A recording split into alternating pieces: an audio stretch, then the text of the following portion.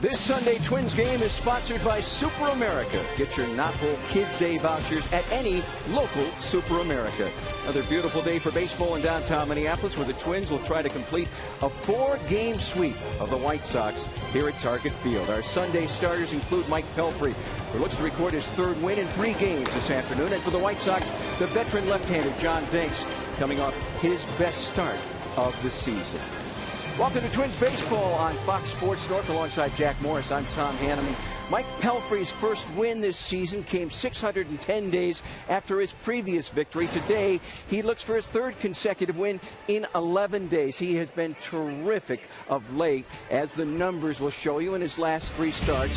One of the, well, actually, the 3rd lowest ERA in baseball in that span, Jack. And he's getting deeper into ball games, which has given him more and more confidence and really gaining the confidence of his manager. To see Mike Pelfrey, who struggled so much because of his health over the last couple of years, going deeper into games, just a big plus. He's really a confident pitcher on the mound right now. One of the most compelling comeback stories in baseball this season. And Jack, his revival is largely a part of the addition of one pitch to his arsenal. Yeah, it's a pitch I might know a little bit about. It's called a forkball. And the way a forkball works is you split your fingers. You feel the pressure on the insides of your 2 fingers instead of the tips of your fingers like a fastball. You spread your fingers, and your hand has to be on top of the ball so the ball comes out with a curveball rotation. The hitter sees fastball, but the ball comes out with a curveball rotation, and the bottom falls out of it at the end. It's been a good pitch for Mike. It's something that a lot of general managers and managers are hesitant to teach guys because it puts a lot of stress on your elbow when you spread your fingers, but he's got big hands and it should work good for him. Pelfrey, at this point of his career, realizes this pitch has really extended things for him. Can he overuse it? Yes, he can, but the main thing is he's got to keep on his exercises. He's got to keep the strength in that forearm around the elbow area, and by doing internal-external rotation stuff, he knows all about that. I talked to him briefly about making sure he stays strong because that pitch does put added stress. Will Pelfrey's positive path persist, and can the Twins sweep the White Sox? We're about to find out on this Sunday Fun Day here at Target Field.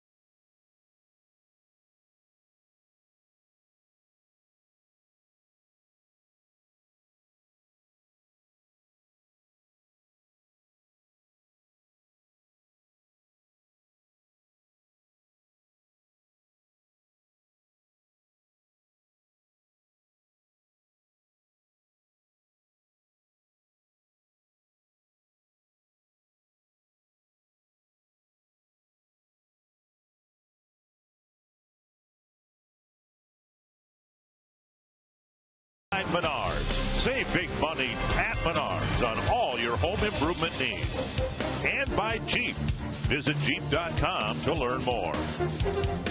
So far this year, the weather's been good at Target Field, and the baseball has been even better. The Twins playing well in front of their fans this year, and they hope to complete a 4-game sweep here today against the White Sox.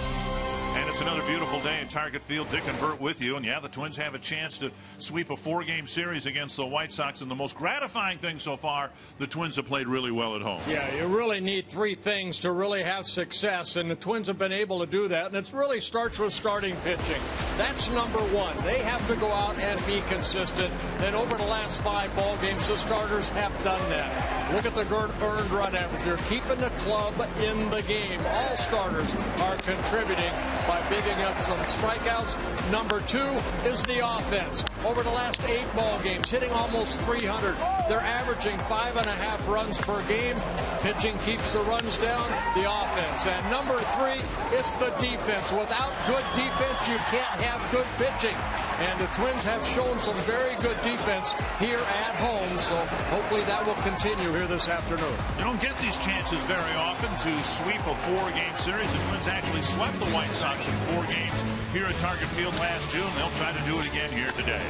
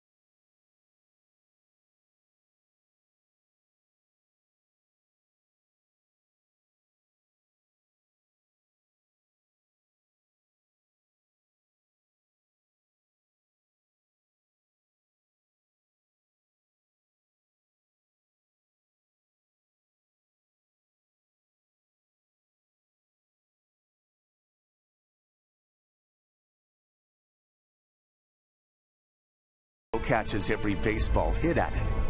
We've seen this before. Oh, what a catch! 11 seasons as the pulse of the Minnesota Twins. 4 of those saw playoff baseball. The organization was rebuilding when he arrived in 1997. Him as a cornerstone to it. He didn't catch that, did he? He sure did! He transformed it. And a grand slam for Corey Hunter! Toughened it. Oh, my goodness! Gets flat. Turned it from a nothing to a something. The Minnesota Twins, for the 3rd consecutive year, are the division champions in the Central. He doesn't run from his past. He runs with it. It defines him. Tough, hard, determined, focused.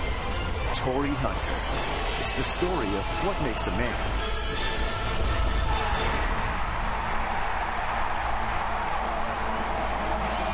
Unlike the Kevin Garnett signing over the winter, this was not a ceremonial signing. The Twins felt there was a lot left in Torrey Hunter. Baseball wise, and the last couple of days, I guess, have proven the point. He's excelled at the plate and in the field. Yeah, defensively made a great catch the other day here against the wall, helping Kyle Gibson throw 8 shutout innings.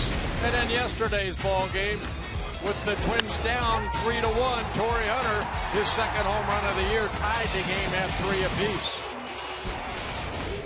And Hunter back out there in right field as the Twins go for a 4-game sweep. Robin Ventura's team struggling right now. They're sick. Adam Eaton has been sent back to Chicago. He's not even here in Minnesota. The batting order looks like this. Brought to you by Menards. J.B. Shuck, Melky Cabrera, Jose Abreu, Adam LaRoche, Avisail Garcia, Alexei Ramirez, Gordon Beckham, Giovanni Soto, and Micah Johnson. And it'll be Mike Pelfrey facing that lineup. And he starts the ball game off with a strike, making his 5th start of the year, his 2nd against the Chicago White Sox. Shuck in center field and in the leadoff spot for the ill Adam Eaton. Inside, 1-1. Shuck, a Eaton type of player, I guess. They're both left-handed center fielders. Speed a big part of their game.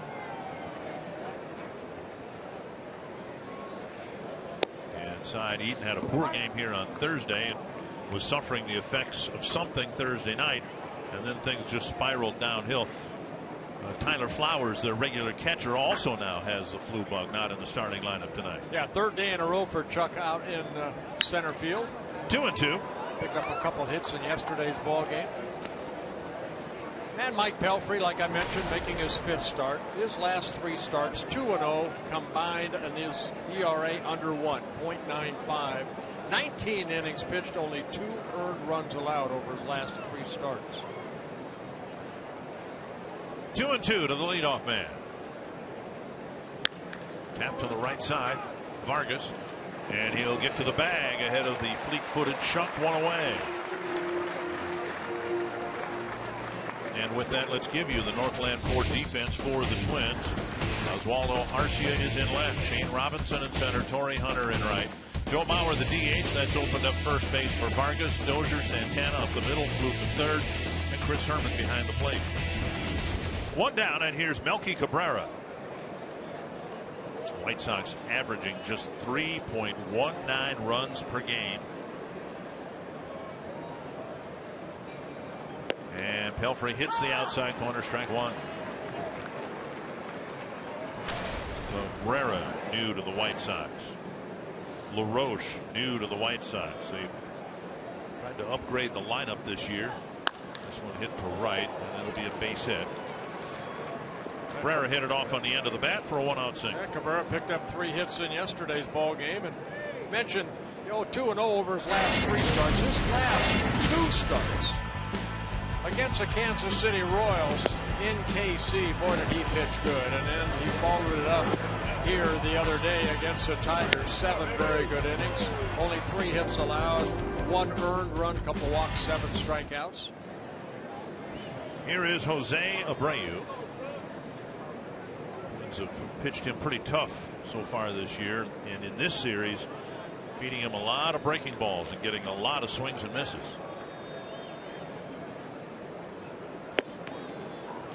Little bit up, ball 1. Yeah, they say in Chicago, because of the lack of offense, that Abreu's trying to maybe do a little bit too much.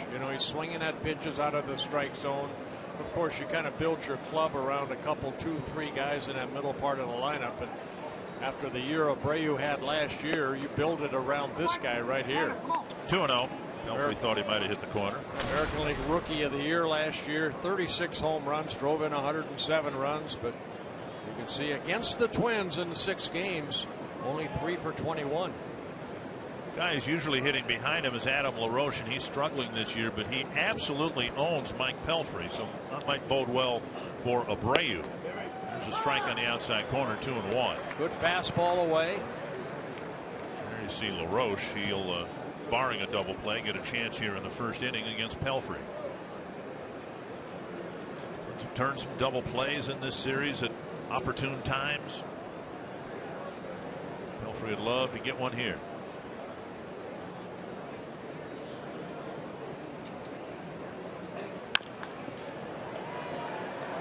Out at second. Out at first. Good call. And Pelfrey gets a ground ball to get a double play grounder and pitches a scoreless first inning.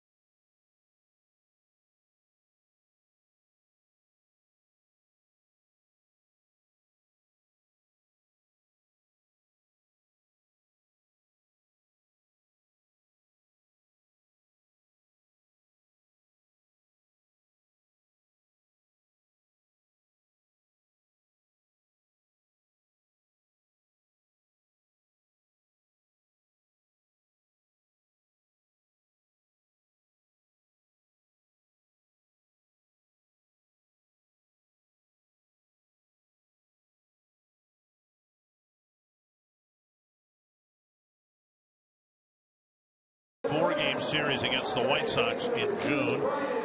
And a win today would get Paul Molitor's record within the division back to the 500 mark. The Menards batting order has Brian Dozier leading off, Torrey Hunter second, Joe Mauer third, Trevor Plouffe fourth, then Kenny Vargas, Oswaldo Arcia, Shane Robinson, Chris Herman, and Danny Santana. And they'll be facing left-handed pitcher John Danks, who has not really enjoyed pitching against the Twins. He's off to a slow start. You see the high earned run average, but making his 28th career start against the Twins, most against any opponent. Ball one to Brian Dozier. Hunter and Mauer to follow. 2-0. Danks made 3 starts against the Twins last year, all 3 of them here, and the numbers were ugly. He was somehow 1-2, but he had an ERA of over 9 against the Twins last year. Yeah, only 7 wins, 13 losses against the Twins, and he's 2-5 here with an ERA over 7. So he has struggled against the Twins, but this guy can be tough. Good fastball. He's got to control that fastball a little bit better than he has. Very good changeup. That's to left and down for a hit. Dozier reaches across the plate and pulls a single into left. And that will bring up Torrey Hunter. Northland 4 defense for the White Sox. Melky Cabrera in left. A.B. Shuck in center.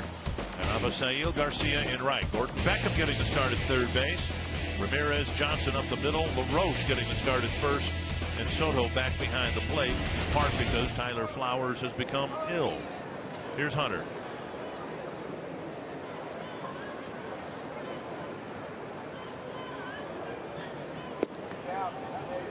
Just missing ball one.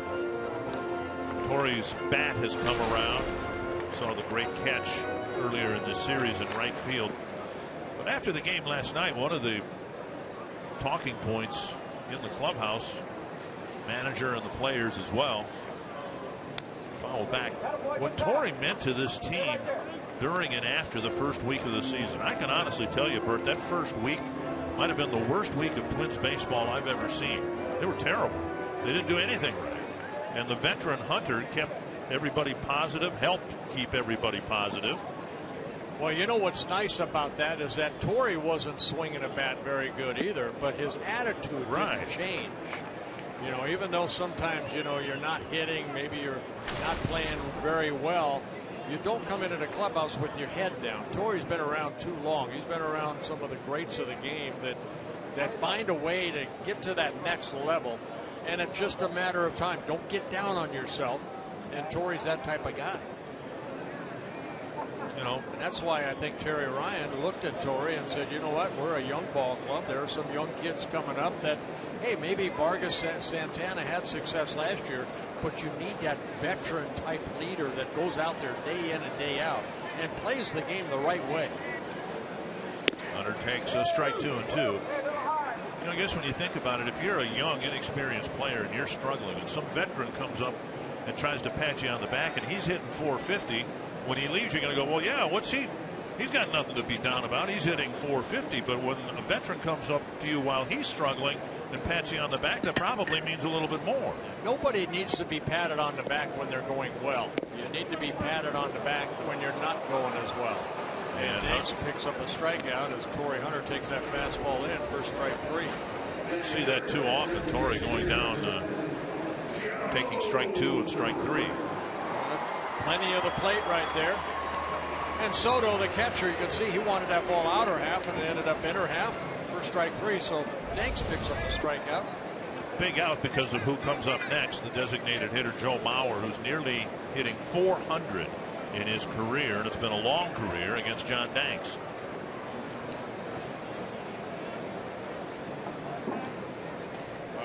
Danks kind of cuts down your running game a little bit. He's got a very good move. He's very quick home. 28 career pickoffs at first base, pickoffs in general. Doesn't pick up that leg very high. Delivers the ball toward home plate very quickly. Mauer hasn't homered this year, and he hasn't homered against Danks. A lot of singles and doubles. Let's try to take an early lead here after Dozier's leadoff single.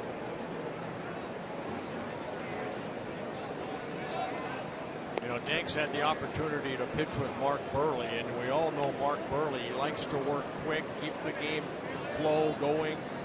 And Danks kind of out of his, he's kind of watched Burley, and he's kind of taken that into his repertoire. Don Cooper keeping an eye on his lefty.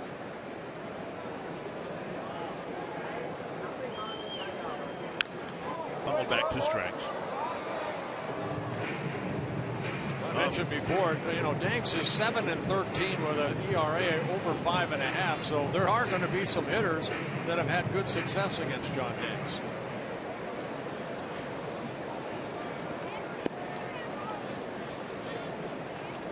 Strikes to Mauer.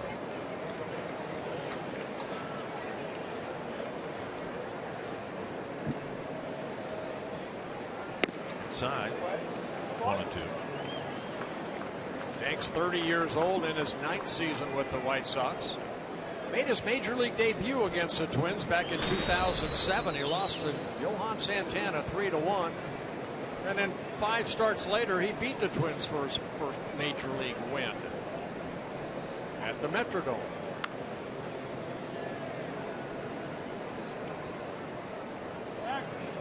Dozier was starting back to the bag before Danks threw to first. I think he's got a pretty good read about when Danks is going to throw over, and that might lead to a stolen base attempt here. Yeah, you have to almost get lucky against Danks. Over his career, 88 stolen bases against him. 37 have been picked off or caught stealing.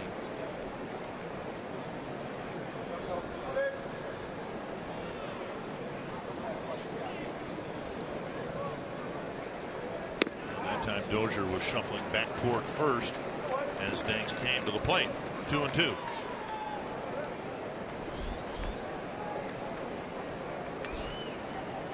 Blue on deck. A guy like Danks, you're almost better off putting on a hit and run than a straight steal. Maybe one of the middle infielders to commit towards second base, open up a hole. Foul tip, and Soto hangs on. Couple of strikeouts after the leadoff single, and that'll bring up Blue. Today's Cold Hard Facts brought to you by Clean Crisp Coors Light. His career starts against the Twins among actives. Mark Burley might get a chance or two for the Blue Jays again. Then Sabathia, Verlander on the disabled list, and then there's John Danks. Trevor Plouffe had much luck against Danks. Eduardo Nunez has. Paul Molitor sticking with Plouffe. Things are going pretty well for Trevor at the plate these days. Hit a home run yesterday. And I think it's just a matter of, hey, my cleanup hitter's swinging the bat like a cleanup hitter, so I got to take him out.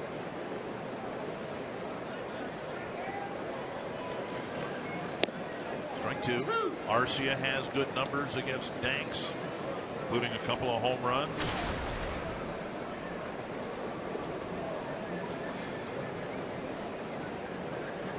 Trevor leading the Twins with the 4 home runs. Twins have hit 14 home runs on this season.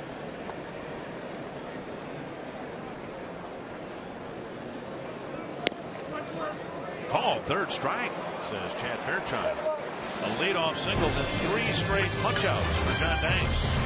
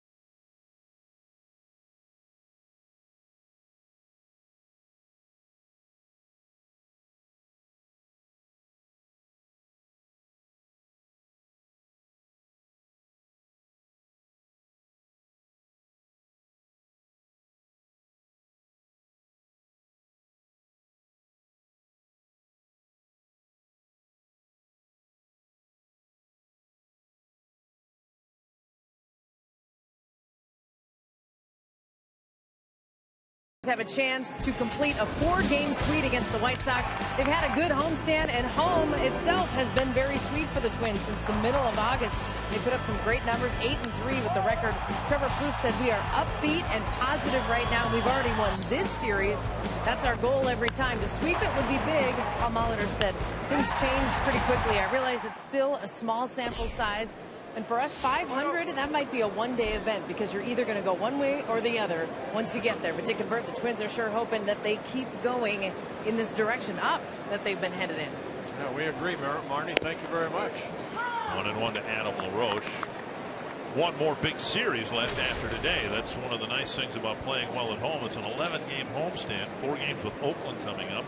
Twins will not see the Oakland ace, Sonny Gray, who's starting today. Another hit for LaRoche. Pelfrey just cannot get the man out. LaRoche now 11 for 16 against Mike Pelfrey. I guess he has gotten them out, but not nearly enough. Well, there are certain pitchers that have great success against hitters, and even though that pitch was down, LaRoche hits it softly into right center. Abisail Garcia. White Sox scuffling, and they are really scuffling away from U.S. Cellular Field, just 2-10 on the year. White Sox head home. They have an off day tomorrow. Not that they need it, given what's happened weather-wise and earlier on this road trip in Baltimore. Liner past Dozier into center field, and LaRoche will gain second base. Like Garcia continues to swing a very good bat for the White Sox. He came in hitting .320. Jumping on that first pitch, lining it up the middle. Dozier diving for it. The ball just got by him. You see him shading him a little bit up the middle. Ball hit very crisply into center field. Bring up Alexei Ramirez. Ramirez off to a slow start. Pelfrey got a double play grounder in the first. Might need one here in the second to keep the White Sox off the board after a pair of opening singles. Fastball at strike one. Pelfrey has that fastball 92 to 94 miles an hour. That last one at 93. He's come up with that split finger, slow curveball, then the slider.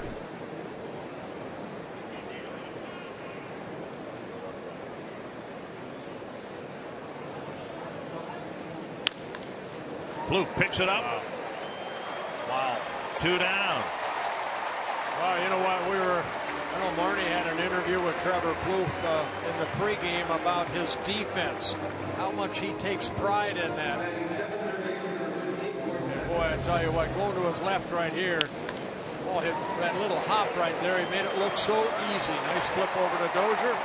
And his second inning in a row, the Twins able to turn a double play behind Pelfrey.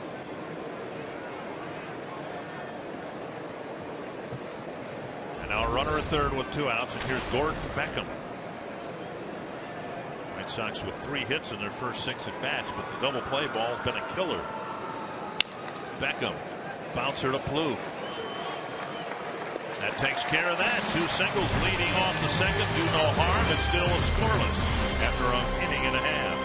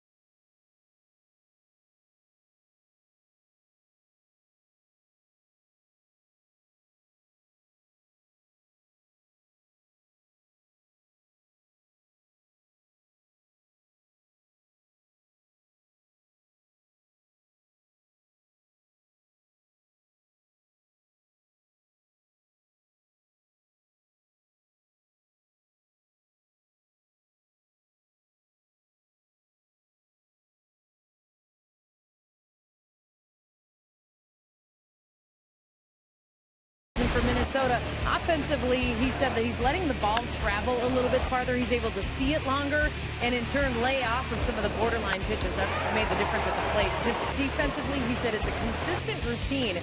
As an infielder, you want to take a lot of ground balls because every one of them is different. So you do forehand, backhand, slow rollers, all of it. Trevor said he did a lot of drills with Gene Glenn in the spring, but he said nothing crazy. It's basic stuff. The key, though, is getting out there and doing it, putting in the work. Guys, Trevor Plouffe has put in the work. He certainly has. Thank you, Marty. And it's showing off. That's awesome. Kenny Vargas takes strike one. He'll be followed by Oswaldo Arcia and Shane Robinson.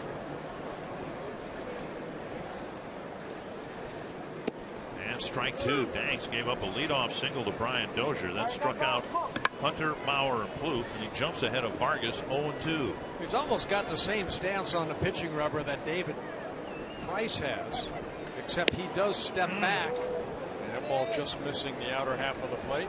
He's in the same spot as the third strike to Plouffe. 1-2.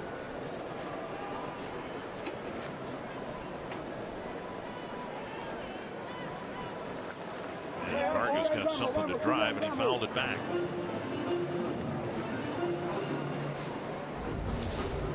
Well, Danks right here, you saw David Price not really put a foot behind the rubber. Everything is in front, almost out of the, looks like a stretch position. 2-2. All David Price does is move that back right leg back a little bit to get that leg up to that balance point. Right there. As encouraged as the Twins are, and I'm sure you fans are about the lineup in terms of run production, going to look at Dank's delivery. Brings that knee just above, right around the number 50 mark. Little turn of the hip, and then the explosiveness toward home plate. Another foul. The guy in the box and the guy in the on deck circle.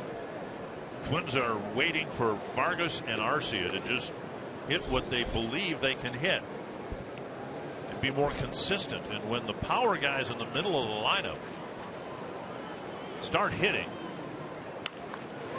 and that's into center field, a base hit, not hit particularly hard, but nevertheless a good at bat for Vargas, who fell behind 0-2, and he ends up at first base. Well, they just want contact right there. 21 strikeouts and 67 at bats, and you know, he had 2 strikes on him. Hopefully making contact. That little cutter kind of came right in on Vargas and able to fight it off and pick up the Twins' second hit. And now Arcia. And you know, Arcia's hitting .250. That's above the team batting average, and a couple of home runs, 7 runs batted in. Paul Molitor talks about these young hitters, and even with 2 strikes, making the pitcher work. And Arcia has some of the quickest strikeouts. It's not just the volume of strikeouts, but the quick strikeouts. There's 2 strikes, and Arcia seems to more often than not be up there with an 0-2 count. Yeah, pretty good numbers against Dank. 6 hits in 18 at bats with a couple home runs. 15 strikeouts, 56 at bats. We'll see what he can get done here on 0-2. Tom Bernansky watching. And flip foul.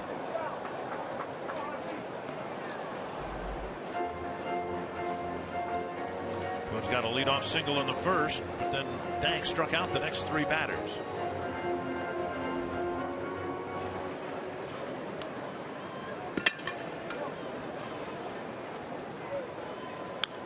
And another foul, and that's encouraging. Arcia's not happy. Felt he should have driven that ball hard someplace, but regardless of how the at-bat turns out, if you can have some longer at bats, even if you end up striking out, at least you've made the pitcher work.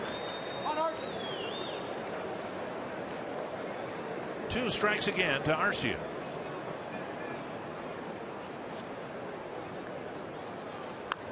And another foul, so this will be at least a 6-pitch at bat, even if it ends up in a strikeout. Dank's got ahead of Vargas 0-2 and gave up the hit to center. Yeah, Danks has always had good control. Less than 3 walks per 9 innings in his career, averaging just over 6 strikeouts per 9 innings.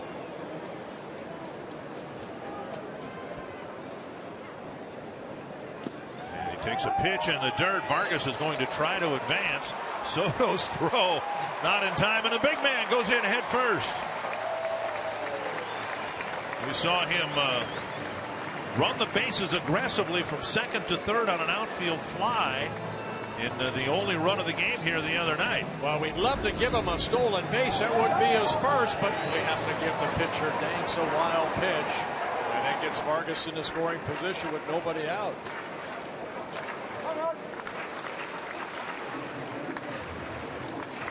So Danks with his first wild pitch of the year. It's Vargas at second base. And Arcia now with a 1-2 count.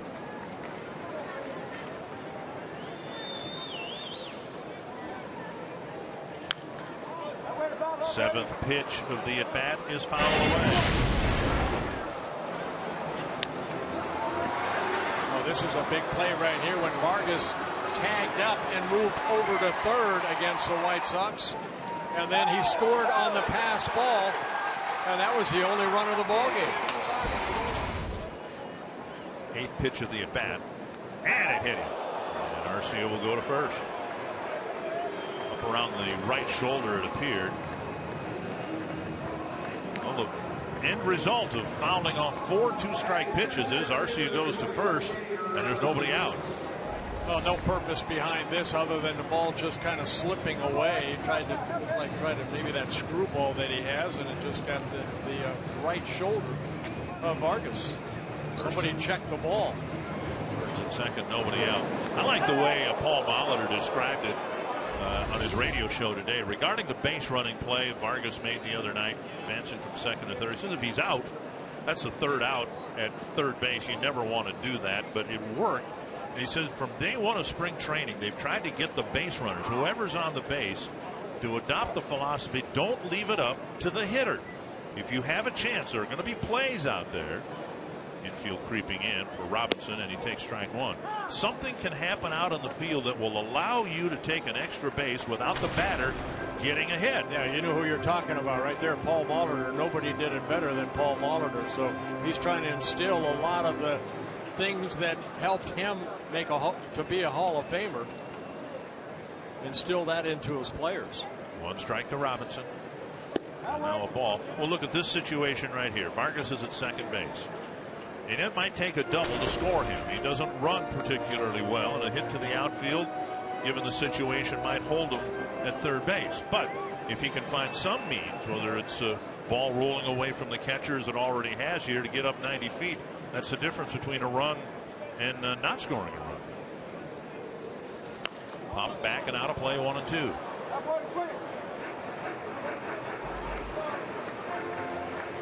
Robinson has done a great job as a center fielder, left fielder, outfielder in general. Over his last 6 games here at Target Field, hitting .474, 9 hits and 19 at bats. 1-2 to Robinson, nobody out. Twins threatening in the second. Popped up. Infield fly rule will be called if Johnson gets under it. And it was called right before the catch, one away. May 26th is Healthcare Professionals Night at Target Field. Special ticket package is available that includes exclusive Minnesota Twins branded scrubs. Limited number of ticket packages are available, and your only way to get your Twins scrubs. Visit twinsbaseball.com/healthcare for tickets and more information. Now Chris Herman.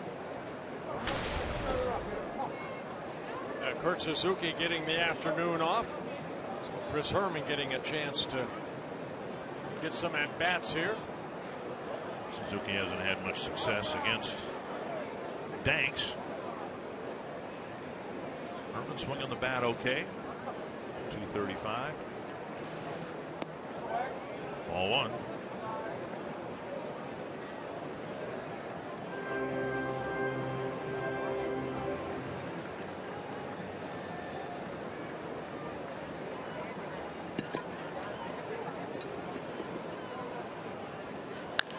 Chop to the right side. Out there, and there'll be no throw to first. Herman reaches on a fielder's choice. 2 away, first and third for Danny Santana.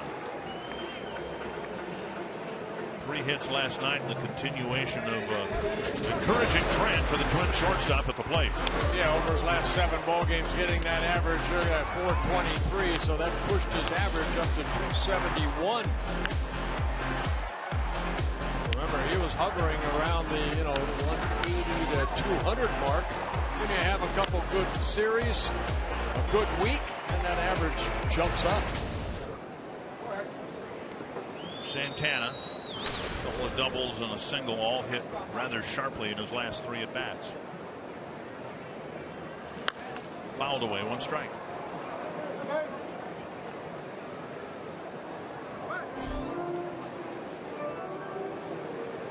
Twins lineup has been pretty stable in the top end through this series. Top 4 guys have been in their spots. The only thing that might change that is continued success at the bottom of the order by Santana. I think the Twins still envision Santana being a really good leadoff man, but for right now they want to leave him 9th and keep some of the pressure off. Yeah, Paul did that about 4 or 5 days ago, and I think that was a really good move. Take some of the pressure off of the youngster. Let's try to cash in here. And Santana with an 0-2 count. Vargas had an 0-2 count, ended up singling. Arcia had an 0-2 count. Flipped off some foul balls before being hit by a pitch, and now Santana with an 0-2 count. And Danks throwing strikes, 41 pitches, 29 strikes.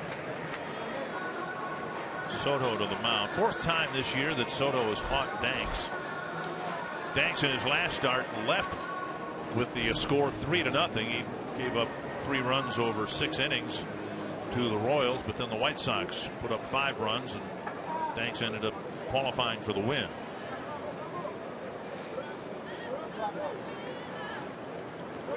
Two outs, 2 strikes to Santana.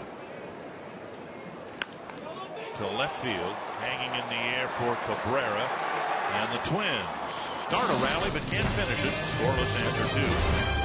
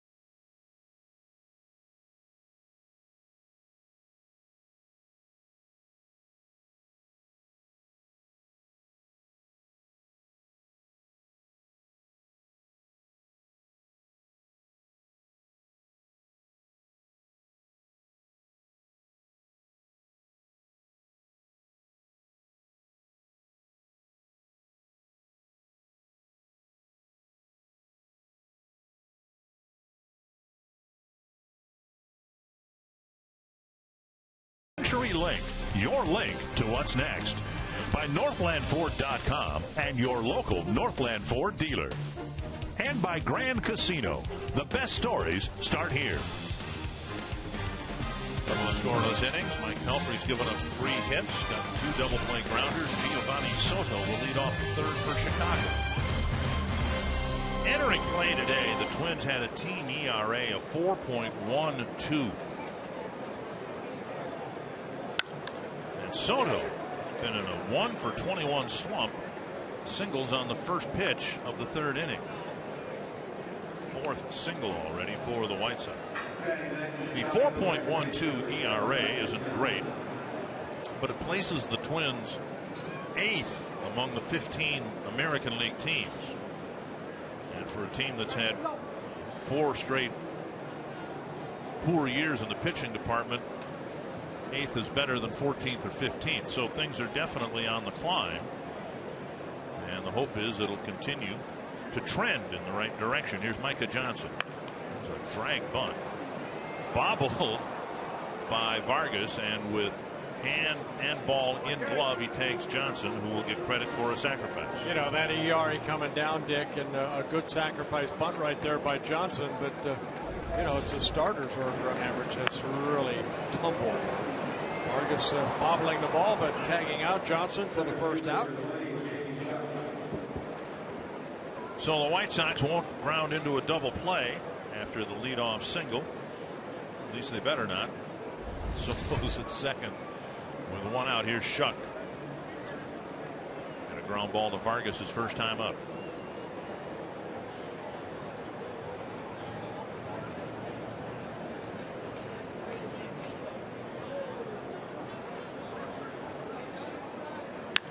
Fouled away, 1 strike. Pelfrey, I think, is topped out today with his fastball at 93 miles per hour. Shuck with the ground ball to first to start the ball game.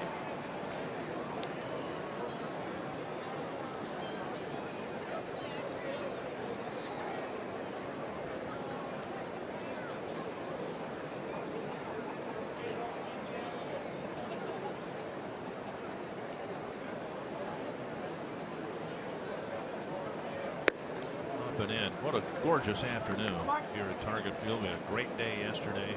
Not a, well, there, I guess if you look hard enough, you can find some cirrus clouds up there, but my goodness. 80 degrees expected again today.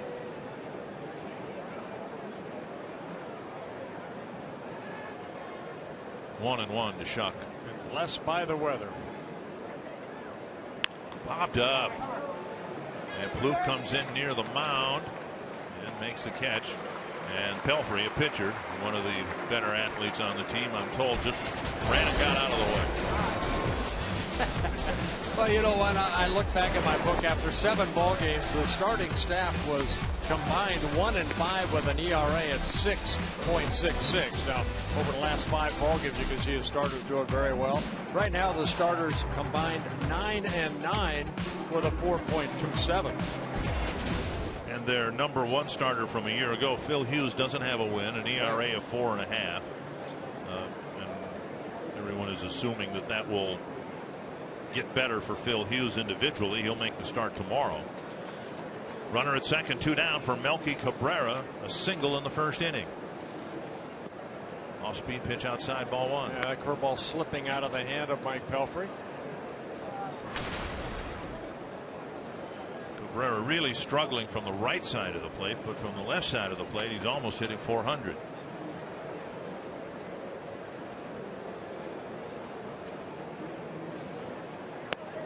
High 2-0.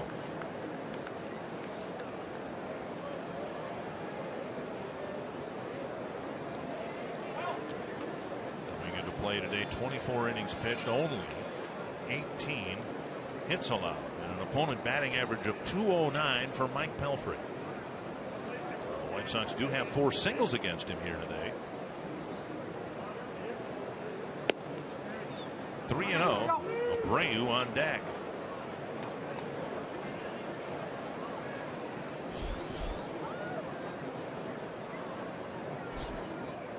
Came into this season as a Twin with an opponent batting average of just over 300. 3-0 to Cabrera. Down the middle of strike.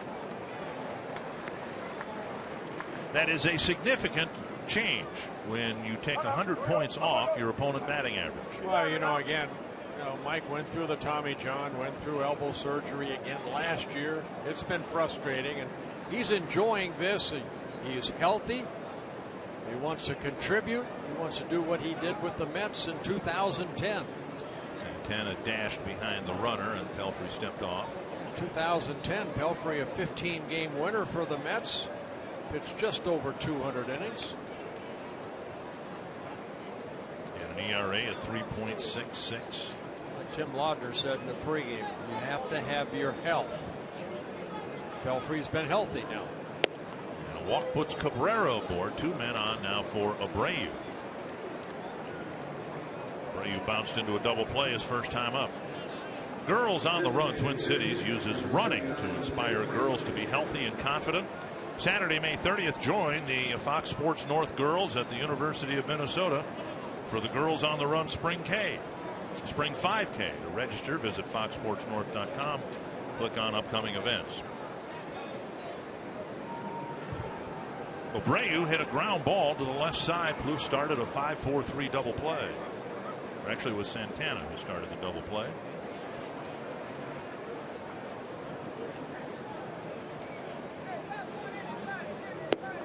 Ball 1.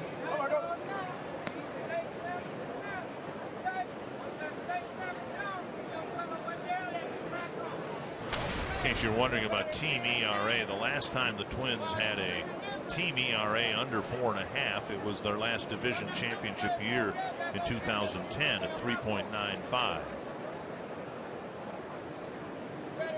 Inside now, and Pelfrey starting to jump around with his pitches. 2-0. Hey, missed with a breaking ball, missed with a fastball, trying to go in.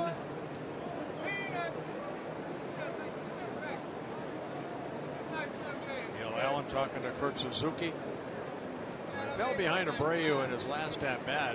Went with a fastball away. Got a strike.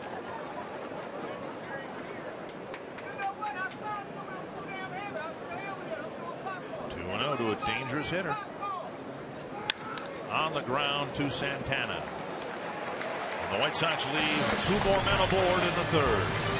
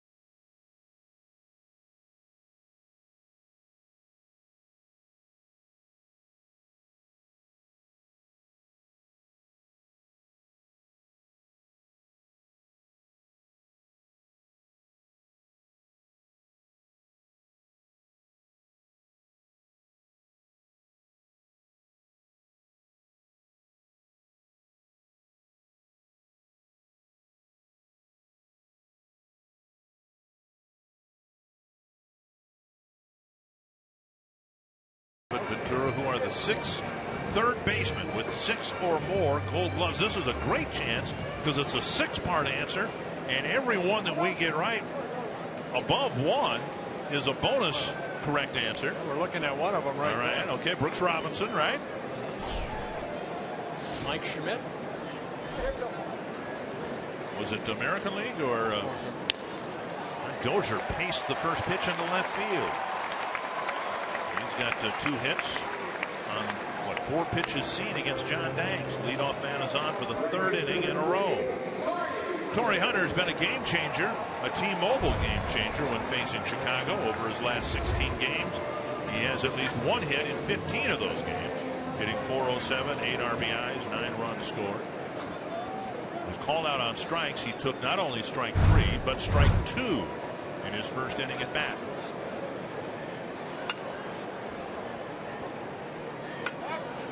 Dozier to the bag. Yeah, yesterday against the White Sox for Torrey Hunter, it was his 200th time in his big league career that he faced the White Sox.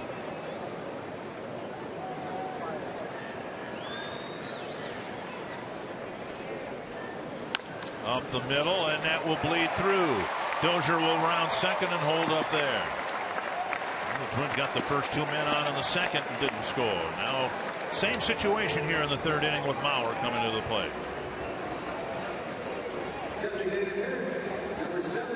Twins jumping on that first or second pitch against John Danks. Cutter left up. Torrey hitting it right back up the middle. Each team with 4 singles, and now Mauer at the plate. Foul tip led to strike 3 in his first inning at bat.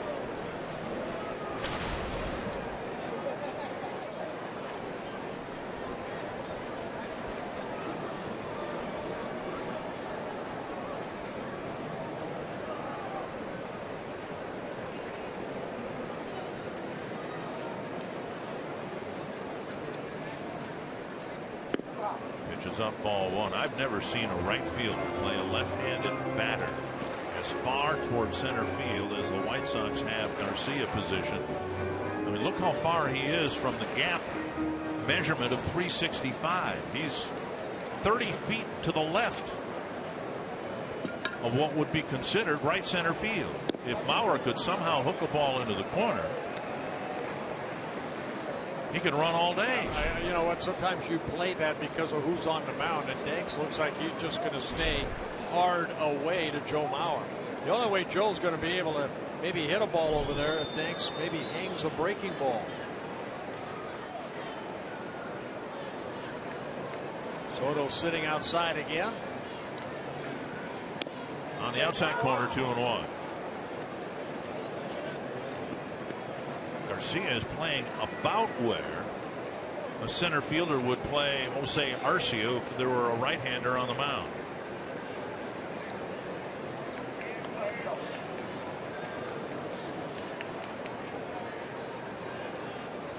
Swing on a foul, and Joe trying to elevate one over Garcia in right field. 2-2. Don't know when it's going to happen, but I suspect that whenever the first home run comes, the second one will come pretty soon afterwards.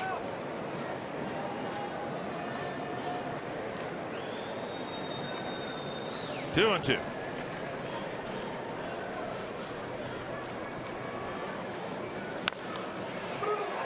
Great stop at first by LaRoche, and Mauer will be safe. LaRoche stopped the ball, then flipped to Danks, who got to the bag about the same time as Mauer, and everybody's safe. Yeah, that ball hugged that line right down the right field line. LaRoche, a Gold Glove winner himself when he was with the Nationals, gets over there, knocks the ball down. Danks is there to cover, but he forgets to put the ball in his glove. Ricochets off his glove. Given where we pointed out Garcia was playing and where that ball was hit, it was not angling toward the diagonal wall. That ball would have rolled all the way to the corner. An error will be charged to Danks, but that would have been the ball to the corner if LaRoche had not knocked it down, and very likely 2 runs would have scored. Quick trip to the mound by Don Cooper. 2 singles, now an error charge to the pitcher. And Plouffe comes up with the bases loaded.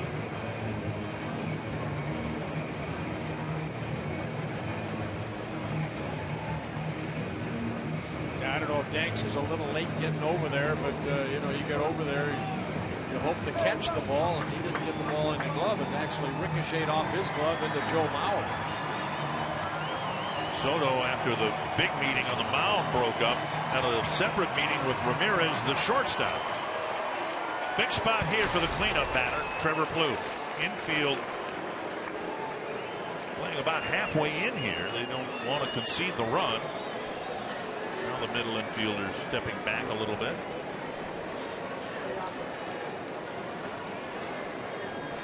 Up and away, ball 1.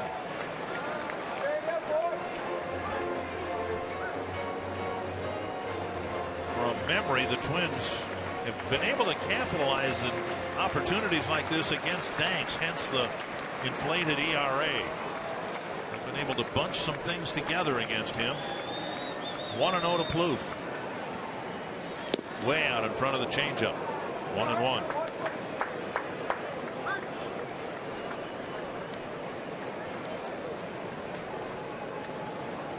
Danks last year had an ERA of over 9 against the Twins.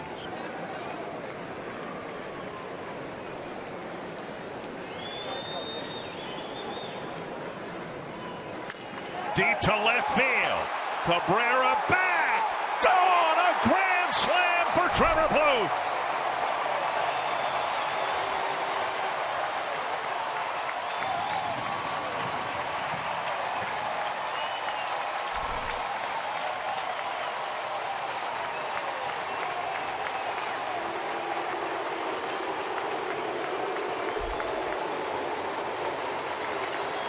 For Trevor Plouffe, his first grand slam in his career.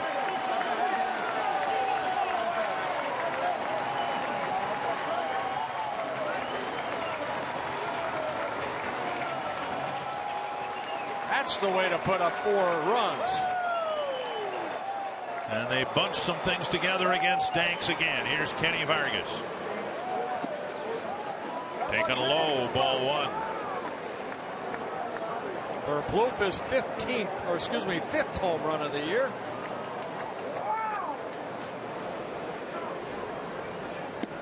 A strike, 1-1.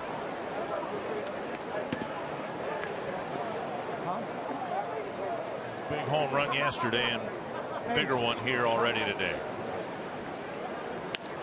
That's to short center. Chuck started back, now comes in. Vargas retired for the first out. Banks on a 1-1 pitch. Looked like that cutter that just stayed right there. Good swing by Trevor Plouffe. Ball didn't have a lot of air time. He hit that ball sharply into about the third or fourth row. And now Arcia hit by a pitch. Behind 0-2, quickly fouled 3 or 4 two-strike pitches off. And ended up getting hit in the right shoulder. Banks threw 25 pitches in that second inning, 8 of them to Arcia. Right now at 56 pitches. And here we are again, 0-2. So what Arcia did well was foul off some tough pitches and prolong matters till he ended up getting plunked and going to first base. Tied 1-2.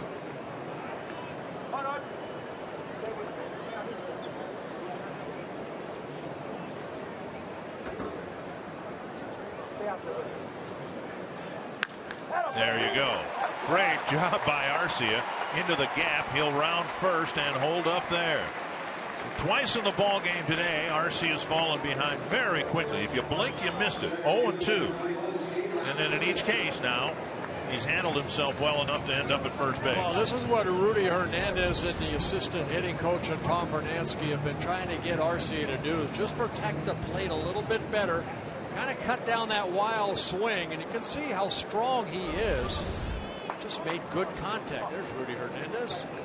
Seeing that replay of the swing, there was no discernible stride. He just wanted to make contact, and if that's his two-strike approach, well, it's worked twice here already today. And it's nice to see somebody who's worked hard at something get rewarded come game time. Shane Robinson absolutely has worn out that hole between shortstop and third. That's his 15th hit. I bet you 8 of them have gone right there. Yeah, very quick bat right there. And Danks getting beat around here in the third inning. On Cooper headed for the bullpen phone. White Sox have an off day tomorrow. David Robertson hasn't pitched in a week.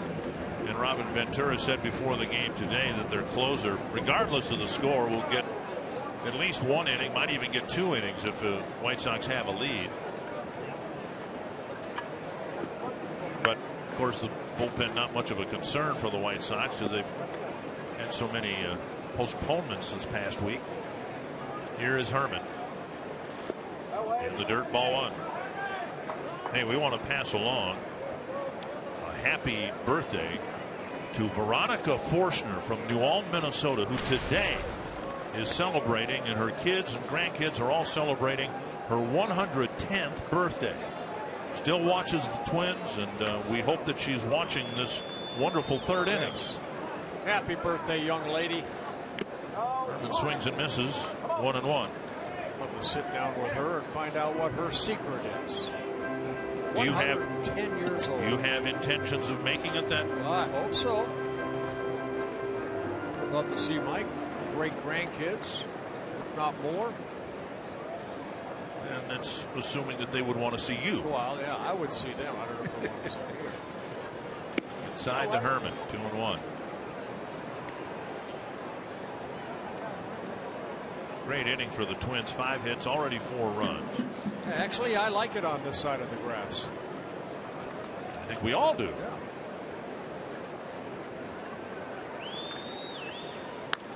That's hooked to the corner, but emphasis on the word hooked. 2-2. Blue Jays had a 6-1 lead over Cleveland, but Blue Jays have some bullpen issues. It's now 8-6 Cleveland. This inning started with Brian Dozier and Torrey Hunter jumping on that first pitch for base hits. The error by Danks, the grand slam by Plouffe. A couple more singles. Scott Carroll warming up. 2-2 to Herman. Back to the mound, and Danks fires to second. Safe at second base. Even before Ramirez dropped the low throw, second base umpire Greg Gibson said Ramirez pulled his foot and the bases are reloaded. Yeah, bad decision right there by John Danks. Herman will reach on a fielder's choice. He had a better chance of throwing the third right here than he did second because Robinson can fly. And the throw low. And Ramirez tried to become a first baseman. The ball got away from him. Mike Pelfrey says, pile on, boys. Here's Danny Santana, fly to left. Now batted around in the third inning. No error charged on the plate. Just a fielder's choice with Robinson reaching second.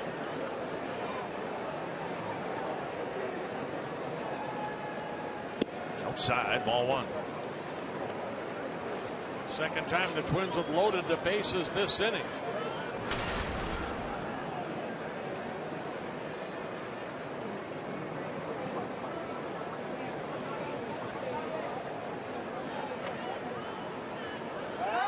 And they try to pick off Herman with LaRoche sneaking behind the runner.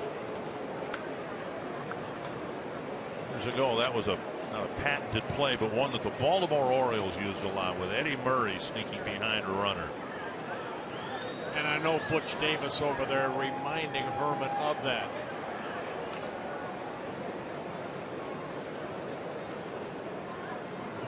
Santana with a hot ground ball through LaRoche.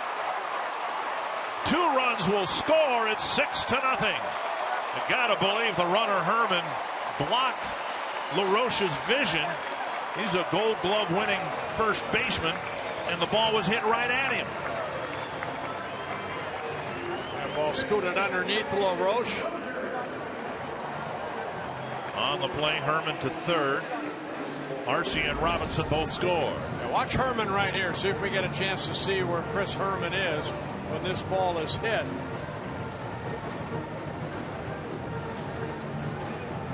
Yeah, definitely helped block that ball.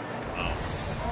A couple of shutout innings for John Danks, and then all sorts of target field misery continuing here for Danks. 9 men bat. He's only able to retire 1. They will give Santana a 2-run single, apparently. And the Twins have opened this game so far with 6 runs in the third.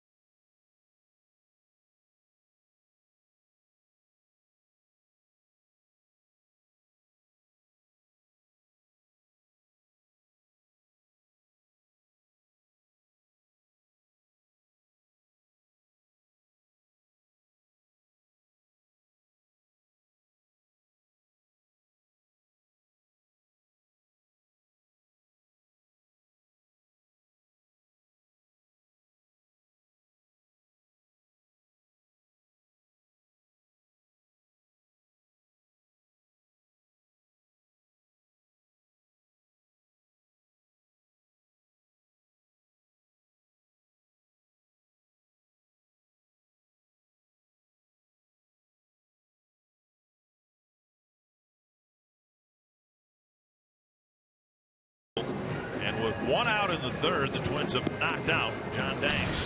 Well, here on Thursday night against Chris Sale, the Twins able to put a 7 runs up on the board in the third inning. That chased Chris Sale, and that brought in Scott Carroll, and kind of pitched good. 3 shutout innings, 32 pitches. Did not allow a hit with a couple strikeouts, making just his 3rd relief appearance. Started the season down in AAA, called up on April 26th for the White Sox. Santana given credit for a 2-run single. Dozier started this. You don't agree either with the official? No. I don't either. The inning started with a Dozier single to left on the first pitch. Hunter singled on the first pitch. And 1 out later, the only out recorded, Kenny Vargas with a fly ball to center. There should have been an out on the Herman ground ball. There wasn't. And then there probably should have been an out on the Santana ground ball.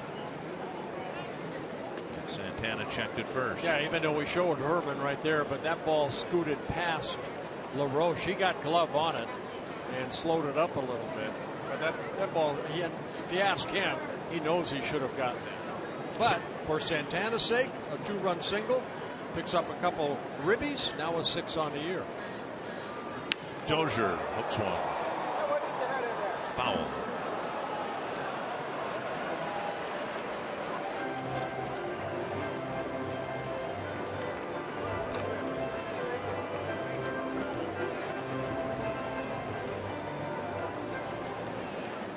One strike to Dozier. Dozier started this inning off jumping on that first pitch off of John Danks for a base hit.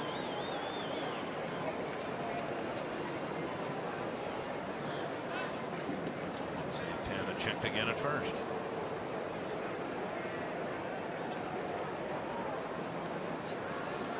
John Danks has come back from serious shoulder issues. Won his last start and probably would prefer if they could somehow take Twins games back indoors at the Metrodome, because he has not had much luck here. Well, the best game we ever saw John Danks pitch was game 163 against the Twins back in 2008 when he shut out the Twins, and Jim Thome hit that home run and the Twins ended up losing 1-0. Forgotten footnote in that game, the Twins had a chance to tie it after a Michael Kadire double. He was at third, thrown out at home by Ken Griffey Jr. A perfect throw from center field. 1-1 to Dozier. Inside 2-1. Carroll with a fastball, split finger slider, mix in a slow curveball in his second season with the White Sox.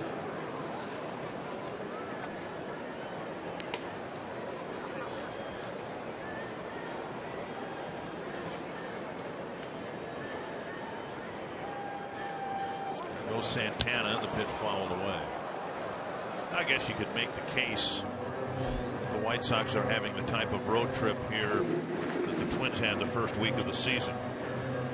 They're not only losing, but they're not making plays, they're not pitching well, they're not getting clutch hits, and it's teams are going to go through that. It just so happened that the Twins went through it with all the newness of the new season when a lot of people were making their first impressions of this team. And it's not saying that the Twins won't go through it sometime during the summer again. It can come up and bite you again. 2-2 to Dozier. Up the middle. And a base hit coming in from third is Herman, and it's a 7-run inning. Another 2-strike hit for the Twins, and Dozier has 3 singles in the game. Yeah, Brian picking up his 11th RBI of the year. 3 for 3 in the first 3 innings. A high breaking ball right back up the middle.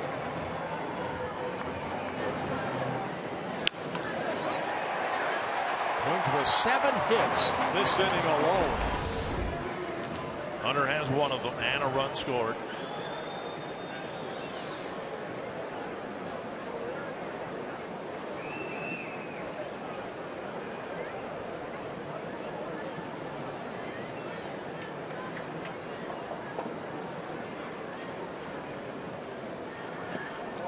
Blocked by Soto, ball 1. It's been the story of this homestand. Twins have put up some crooked numbers. 3-run inning, 4-run inning, 6-run inning, now a 7-run inning. And that 7-run inning here on Thursday against Chris Sale. Don't see that too often against that young man.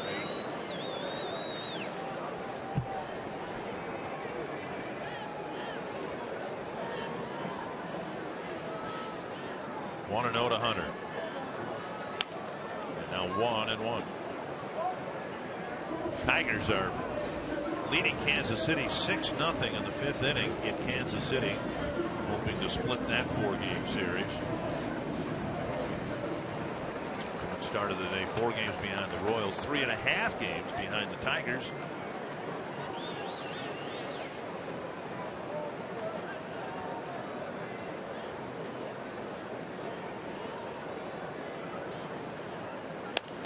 Ground ball right side.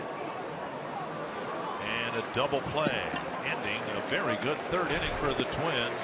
A 7-run inning highlighted by Trevor Plouffe, first grand slam.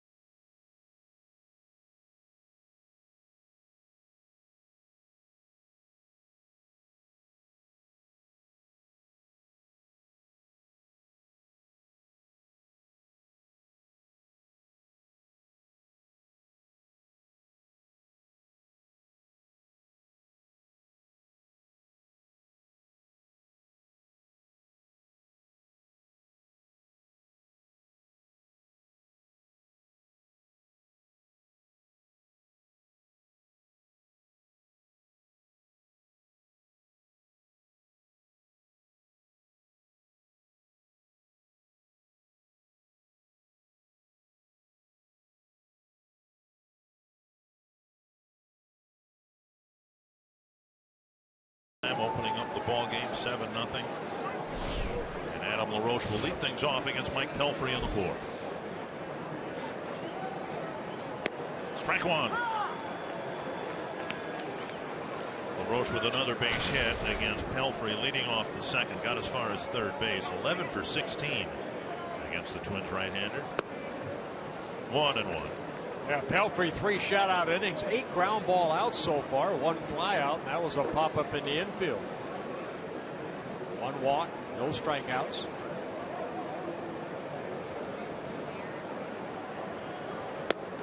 Strike call. 12 losses on the year for the Twins, and there are a couple that really sting yet, and one of them was the game here the other day against the Tigers. Twins had a 7-3 lead going to the 6th. Bullpen had issues. Tigers came back, won the game, won the series. The other one that stands out to me is Pelfrey's first start of the year. Ball fouled away into the seats. Twins jumped on Jeff Samardzija, not unlike the way they've jumped on Danks in the 3rd inning. They scored 4 early runs against Samardzija, handed Pelfrey a big early lead, not this big, but a big early lead, and Pelfrey couldn't hold it. They gave up a couple solo home runs, 1 to LaRoche, 1 to Soto. Pulled foul, still 1-2. Chicago came back and won that game. But when you get 4 runs against the co-ace, I guess, of the team you're playing, you'd like to make that hold up. Tough times for Robin Ventura and the White Sox. 1-2. Now 2-2. White Sox, unless they come back and win this game, will have a disjointed losing road trip covering 5 games. There should have been 7 games on the road trip. They couldn't play a couple days in Baltimore. That drifts outside, an off-speed pitch, and it's a full count. Middle of the Chicago lineup, LaRoche, Garcia, and Ramirez here in the fourth.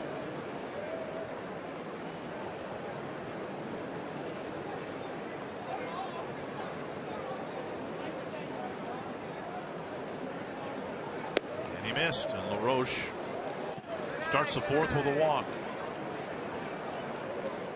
Bring up Garcia.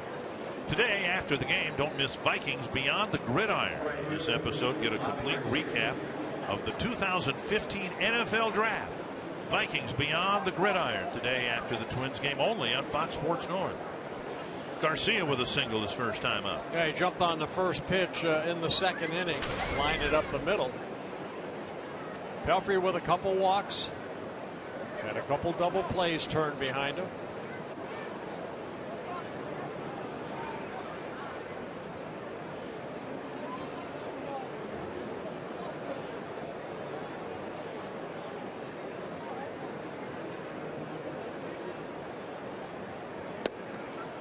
Ball one. A lot of runs scored on this Sunday afternoon in baseball. Herman to the mound.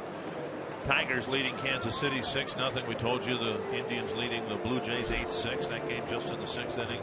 And the Houston Astros, with the best record in the American League, have jumped out early 6-1 against the Mariners.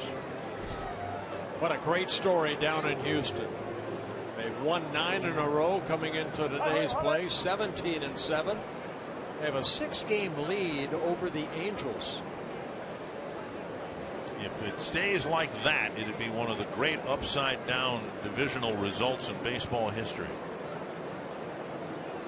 Athletics were a postseason team. Of course, the Angels were last year. And Pelfrey having a hard time throwing strikes. 2-0.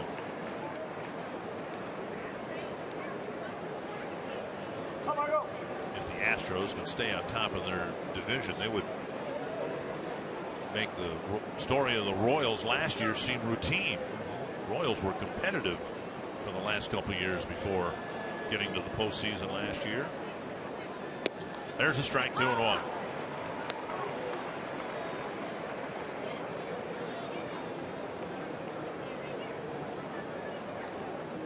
Astros 10-2 on the road this year.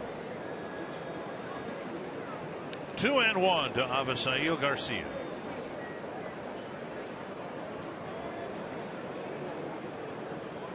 Swing and a miss.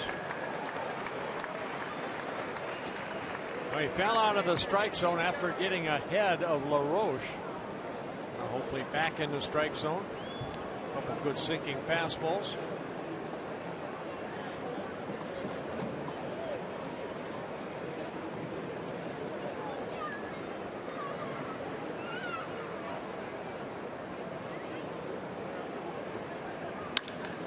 Base hit to left.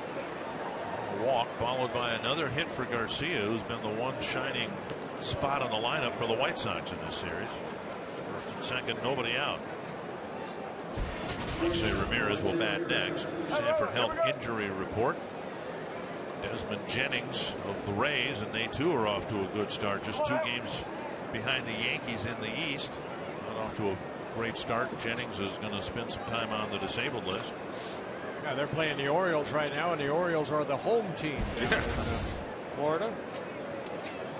The Rays on the next homestand 2 weekends from now. Tampa Bay makes its only trip to the Twin Cities. Here is Alexei Ramirez. And there is strike 1. We got Ramirez to ground into a double play in the second inning. Let's see if Pelfrey can get another ground ball here. Except for the hits, every batted ball has been kept in the infield.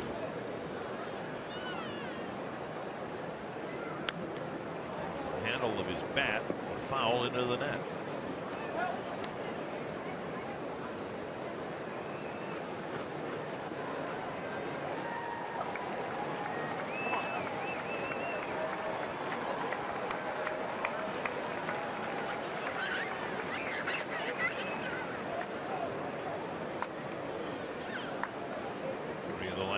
Batters have reached against Pelfrey. 2 of the last 4 have walked. And he hit Ramirez, and now they're loaded up.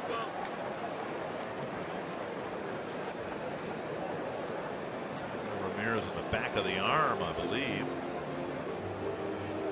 Plenty of padding there. Ahead in the count. Herb Snyder, the head trainer for the White Sox, coming out with Robin Ventura. Trying to go inside, the ball running in, getting it right on that left elbow. He does have that pad on, maybe above the pad. And Ramirez will go to first, but here are the White Sox who've just given up 7 runs, and Pelfrey has filled the bases in the 4th. Nobody out. Gordon Beckham, the batter. Neil Allen ran out there to say, let's go, guys. Those strikes.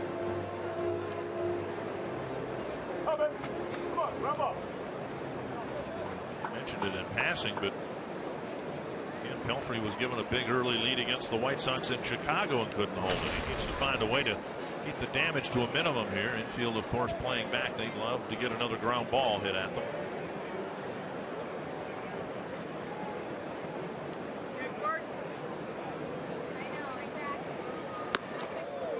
He's all over the place, Bert. Ball 1. You would say he's lost his release point right now. Lost it with LaRoche, came back, threw some strikes. You can see right now 9 strikes out of 17 pitches. Concentrate on that good fastball down and away, like that. 1-1. Get back out there.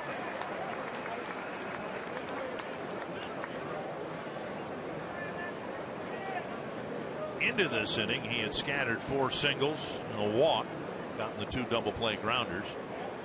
Love to get another one here in the 4th. Check swing, strike 2.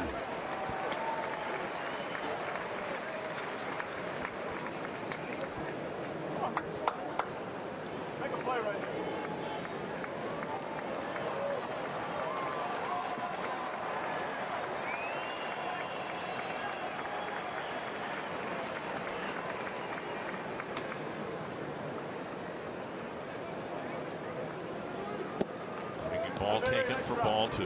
I just found there's a change of ruling in that 3rd inning that they're giving Danks an error with Chris Herman. That throw to second base is an error now. So, okay, 7 runs, only 3 earned runs. Danks. 2-2 to Beckham. Fouled away. But still no error to LaRoche on the Santana ground. Oh, not yet.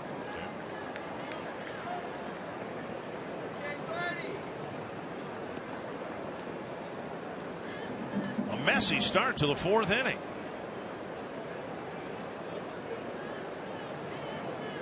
Pelfrey doesn't want the count to run full here.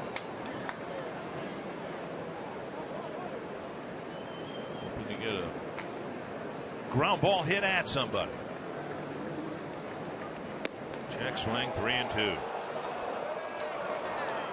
Twins already have the bullpen active here. They're not going to waste any time. Ryan Presley getting loose out there because the wheels have started to fall off for Mike Pelfrey. You know, there are some guys that when you get a big lead, you maybe lose focus a little bit, and maybe that's what's happened to Pelfrey here. And strike 3. Now Herman didn't hang on. No, foul ball. No, strike 3. Herman didn't hang on. The pitch was delivered high. And here comes Paul Molitor. And Paul Molitor is going to come out and say, no, it is strike 3. Home plate umpire Chad Fairchild clarifying. Robin Ventura coming out, but you can see Herman held on to the ball, and on the follow through, the ball was knocked out of the catcher's mitt. So Beckham has struck out. And Beckham swinging at ball 4. Which is another sign of a team trying to do too much. So there's the first out. And now Soto will bat. The bases are loaded. Soto single to right. he hopes ending a string of 1 hit in 21 at bats. Well, that was a big strikeout for Pelfrey. Now a ground ball. Get him out of the inning. Soto catching today. Tyler Flowers not feeling well. White Sox, in addition to everything else, have been dealing with a flu bug going through the clubhouse.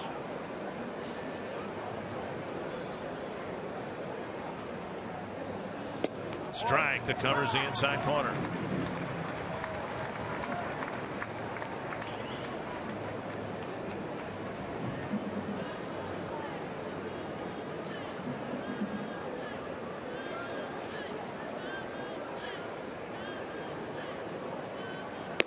Up high with an off-speed pitch.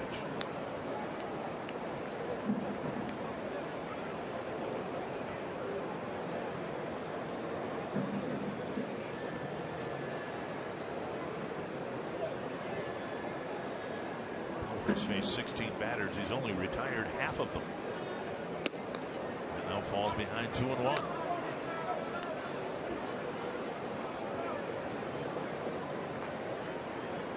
Similar to, in terms of out percentage and at bats, similar to what the Twins got yesterday from Ricky Nolasco.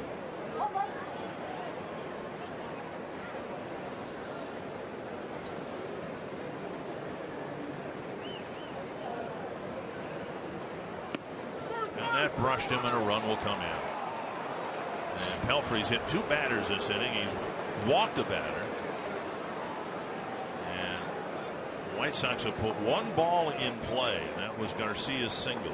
Here's the number 9 batter, Micah Johnson. And Mike Pelfrey's about to run out of slack. Yeah, not the way you want to go out there with a 7-run lead. That ball running in and getting the jersey of Soto. He will be credited with an RBI on the second hit by pitch of Pelfrey this inning. Micah Johnson, the batter.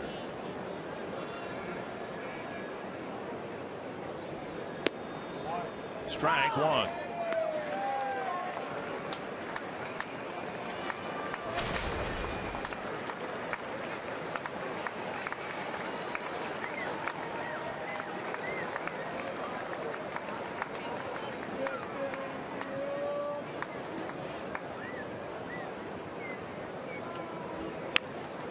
Foul, strike 2. Into the camera well, I think. I know some of those camera people. I hope they're all right. Don Adams down there. I think everybody's okay. Well, Pelfrey needs to patch some things up here in the 4th inning. 2 strikes to the number 9 batter. And another hit batter and another run for the White Sox. And that's going to very likely, I suspect, be the end of the day for Mike Pelfrey. And Paul Molitor is going to come out and talk briefly, I think, with Chad Fairchild. Ball hitting the elbow. And Johnson, who's kind of leaning out over the plate, but gets hit by the pitch. Paul Molitor is asking that question to the home plate umpire, Chad Fairchild. 3 hit batters. The last 3 men who've reached have all been hit by a pitch. So the bases are loaded with hit batsmen. And Mike Pelfrey, given a 7-0 lead to the top of the 4th inning, will come out of the ball game for Ryan Presley. And a very unpleasant turn of events for Mike Pelfrey.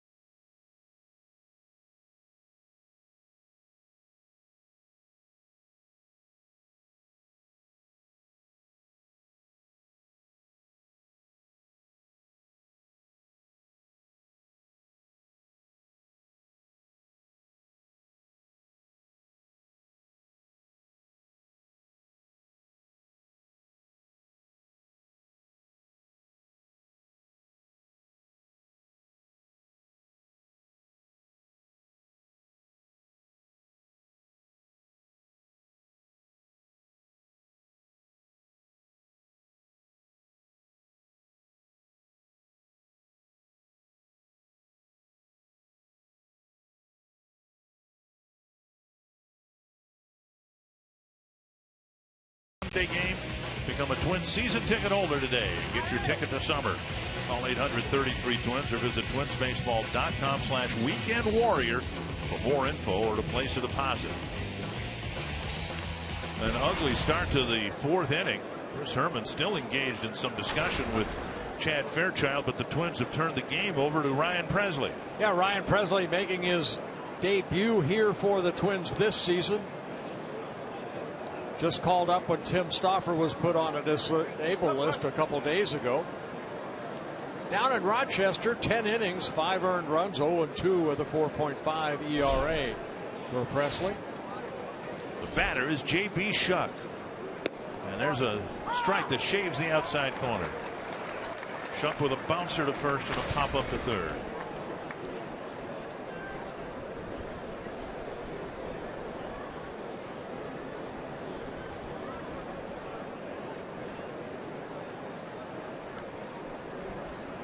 Now a ball, 1-1.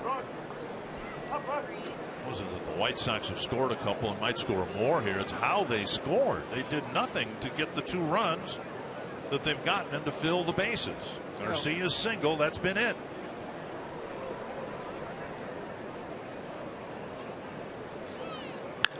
Fly ball to left. Garcia with the catch. And here's the throw to the cutoff man. 2 down. Yeah, ball not quite deep enough for Ramirez to tag up at third base. So the second out recorded on a fly ball to left field. Presley knows the situation right now. His team has a 5-run lead, and if he can pitch effectively, he'd have a chance perhaps to pick up the win here. But let's worry about that after the bases hopefully are left full here in the 4th. Cabrera, the batter, he singled and walked against Pelfrey.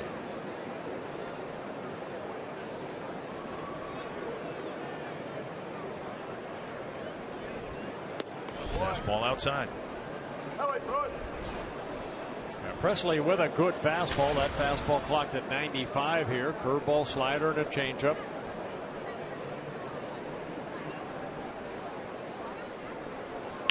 Fouled away. I mentioned it the other day when the Twins revamped their bullpen when they decided to part ways with Jared Burton and Anthony Swarzak. A lot of people thought that Presley and Michael Tonkin would be shoo-ins for the bullpen, and coming out of spring training, neither one made the 25-man roster, but now they're both here. 1-1. Fouled away, 1-2. Well, Presley did not have that good a spring training, but he was a Rule 5 pickup by the Twins back in 2013 out of the Red Sox organization. Stayed with them the whole year. 1-2 to Cabrera. Breaking ball on the outside corner. What a job by Ryan Presley. Cabrera doesn't care for it, but the White Sox are handed 2 runs and leave the bases full.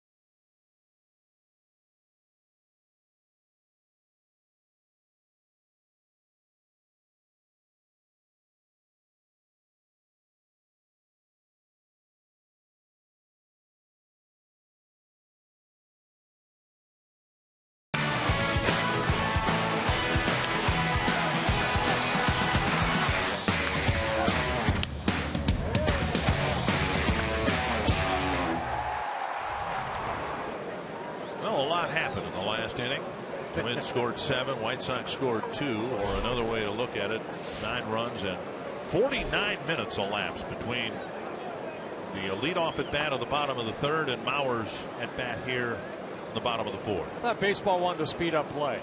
Well, part and parcel of that is having pitchers who throw the ball over the plate. Well, Next did that. Mauer reached on one of 2 Chicago errors in the 7-run 3rd inning. Now facing Scott Carroll. Strike 1, now ball 1.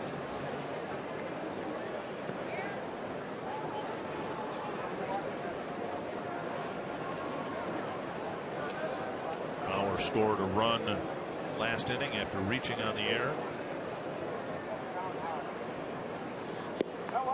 2-1. Plouffe and Vargas will follow.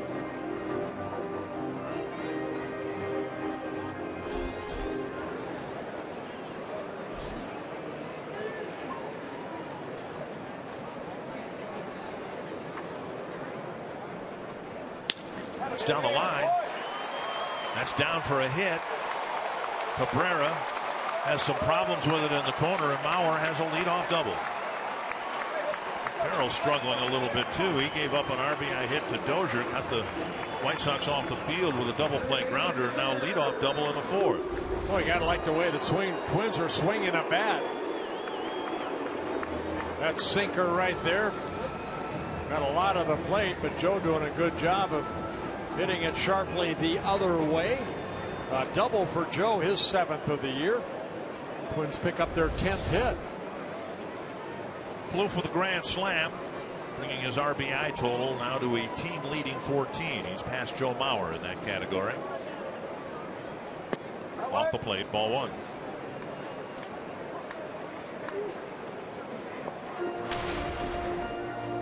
He's trying to get above the 500 mark.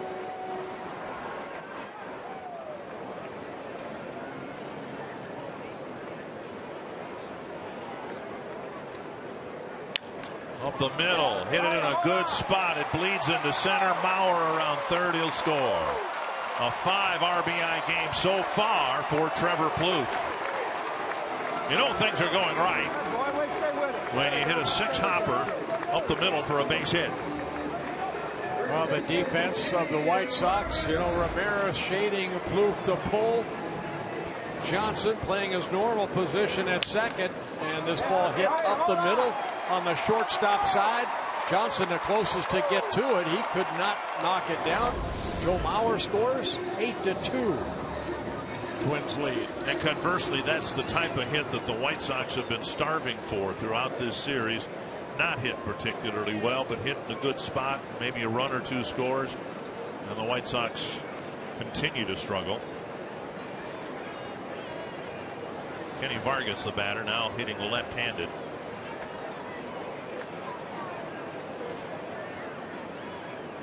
Up and away, ball 1.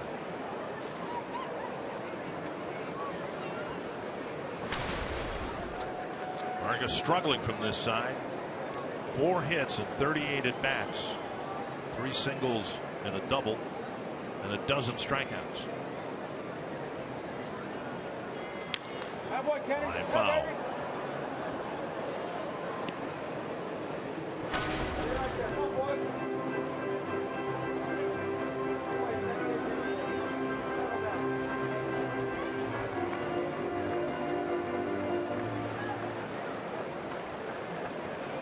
Five RBIs by Trevor Plouffe and new career high. We're only in the 4th inning. To the right side.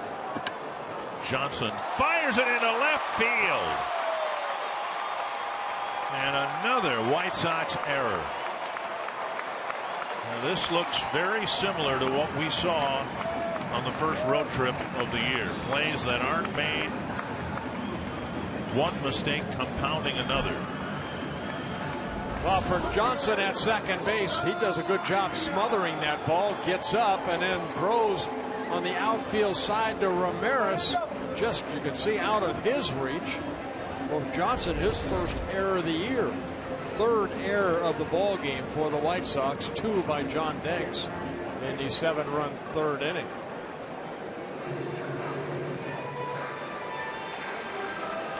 Left-hander Dan Jennings starting to get loose. Well, the White Sox were a little ragged late in spring training. We talked about it when we were in Chicago. Not very often that a team has a team meeting in spring training, but the White Sox felt compelled to call one because they just weren't playing good baseball, even though it was March. And my goodness, this has been an awful week for Robin Ventura and the White Sox. Yeah, I mean, you got to get through this, and Robin, nobody knows it better than that manager right there. He went through some miserable years as a player. White Sox bring the infield in. They're going to appeal at second base, saying, I guess, that Plouffe might not have touched second, but second base umpire says, Greg Gibson says he did.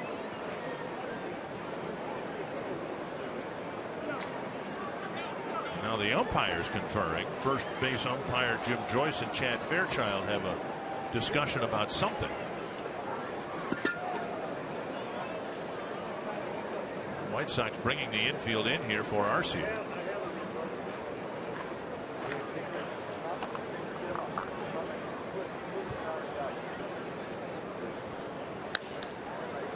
Wow, it's been that kind of day. Plouffe will score. That ball again not hit particularly well, but through the drawn-in infield, and the Twins have very quickly answered with 2 more runs of their own. You take advantage of the magic that you have working, and the Twins have had some magic here today. Arcia with his second hit, picking up an RBI, his 8th of the year. Ball just hit in the right spot. LaRoche diving for it. You see Johnson diving for it. Plouffe scoring. And now Arcia coming out of the game with a little bit of a limp. Jordan Schaefer will take his spot, so we'll try to get an update on that. Take a look at Arcia, who's holding his left hip.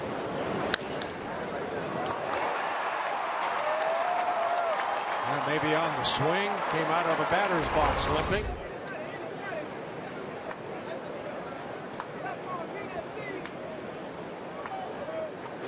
In the midst of 17 games in 17 days, and now Arcia has to leave a game after an RBI single.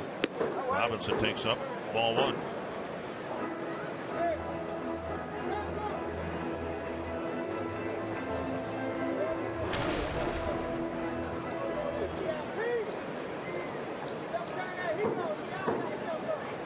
One and 0 to Robinson. Breaking ball that covers the corner. Here's why the White Sox appealed Plouffe's slide at second base. Well, Trevor, of course, thinking about breaking up the double play, and you can see just tagging the bag with his left fingers, and then hustling over to third. And Robinson tries to bury a ground ball through that hole between Beckham and Ramirez again. A foul ball, 1-2.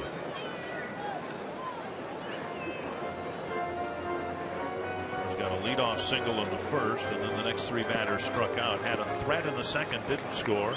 Scored 7 times in the third, sent 11 men to the plate. And now Carroll is yet to retire a batter, although there's been an error behind him.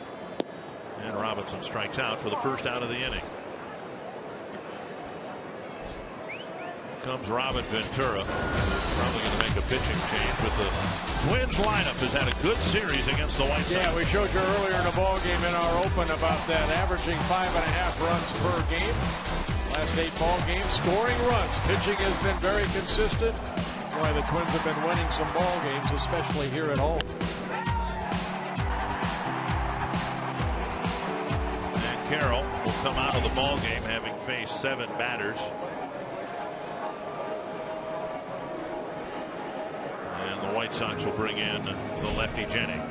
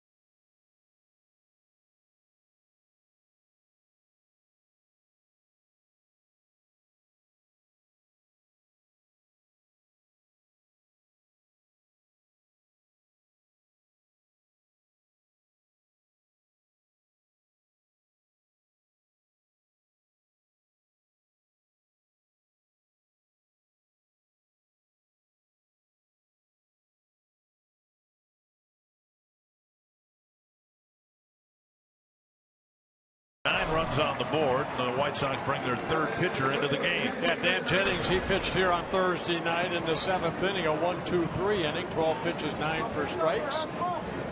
Making his 10th relief appearance, a new addition to that bullpen for the White Sox that has pitched very well this year. Bullpen combined with a 2.70 earned run average, exactly the ERA that Jennings brings into this outing. Here's Herman. Twins with 2 on the board, threatening to get more here. Jennings with a very good slider. Fastball, upper 80s, lower 90s. Oh, what a stop by the third baseman Beckham. And now he'll try to get the runner at home. Vargas scores. That was a nice stop by Beckham, but he couldn't squeeze it. And it'll be an infield hit for Herman, with Vargas making another mad dash to score a run. Well, you know what? This ball hit sharply. Herman credited with a base hit and a run batted in and out of the glove of Beckham. Vargas had to go back and then ended up scoring the third run of the inning. 10-2. Here is Santana. Drove in 2 runs with a single his last time up.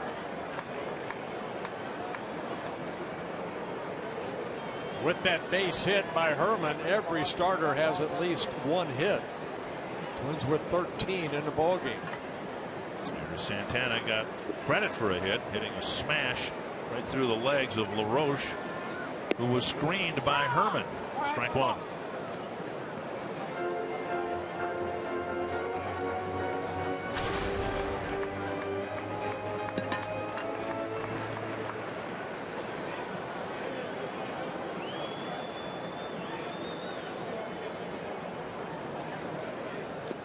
Santana swings over a breaking ball in the dirt. Soto can't control it. Both runners will move up. It'll be a wild pitch charged to Jennings to allow both runners to advance. Hard slider down and in.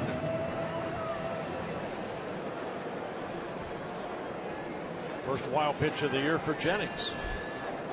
White Sox have to bring the infield in now, down by 8 runs. Remembering we're just in the 4th inning, and the White Sox had the makings of a big inning in the top of this 4th inning. Santana, foul tip. Soto hangs on. Strikeout, 2 down. Jennings picking up a strikeout on that good slider. Has any Twins hitter ever gone 4 for 4 in the first 4 innings? Dozier has that chance. Somebody like Carew might have. But in addition, if he can get a hit to the outfield, it might score a couple more runs. Hopefully the Twins won't need any more, but if they're out there for the taking, you take them.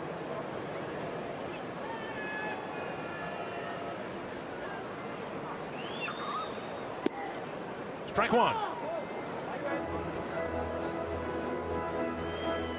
Twins hoping to post a win that would give them a .500 record against American League and Central teams. Haven't done well against the Tigers, which gives you some idea how well they've done in the other series. And that kicks away. Soto now flips it underhanded, and now Schaefer will score, and nobody's at home plate. Schaefer started down the line. That forced Soto to scramble, and then he flipped the ball over the head of the pitcher covering. The problem is Schaefer had stopped and retreated to third. Well, that's another slider that gets away from Soto up that first baseline. And I would guess that would be the 4th Chicago error, and we're just in the 4th inning. Yeah, you're going to give it to Soto right here as he flips that ball over the head of Jennings, and then you see Schaefer scooting home. This is every bit as bad as how the Twins played in the first week of the season, if not worse. Dozier drives it to left. Cabrera, fighting the sun, ends the inning. 4 more for the Twins at an 11-2 lead as we head to the 5th inning. A comedy of errors if it's the other guys committing them.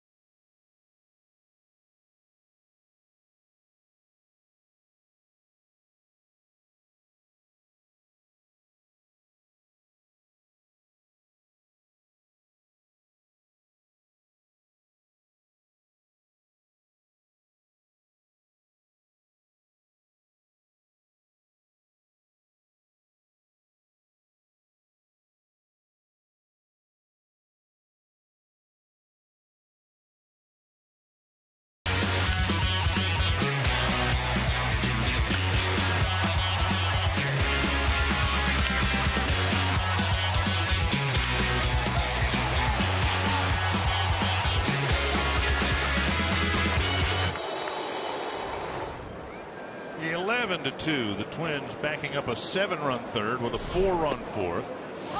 Ryan Presley actually got a couple of awfully big outs in the 4th inning.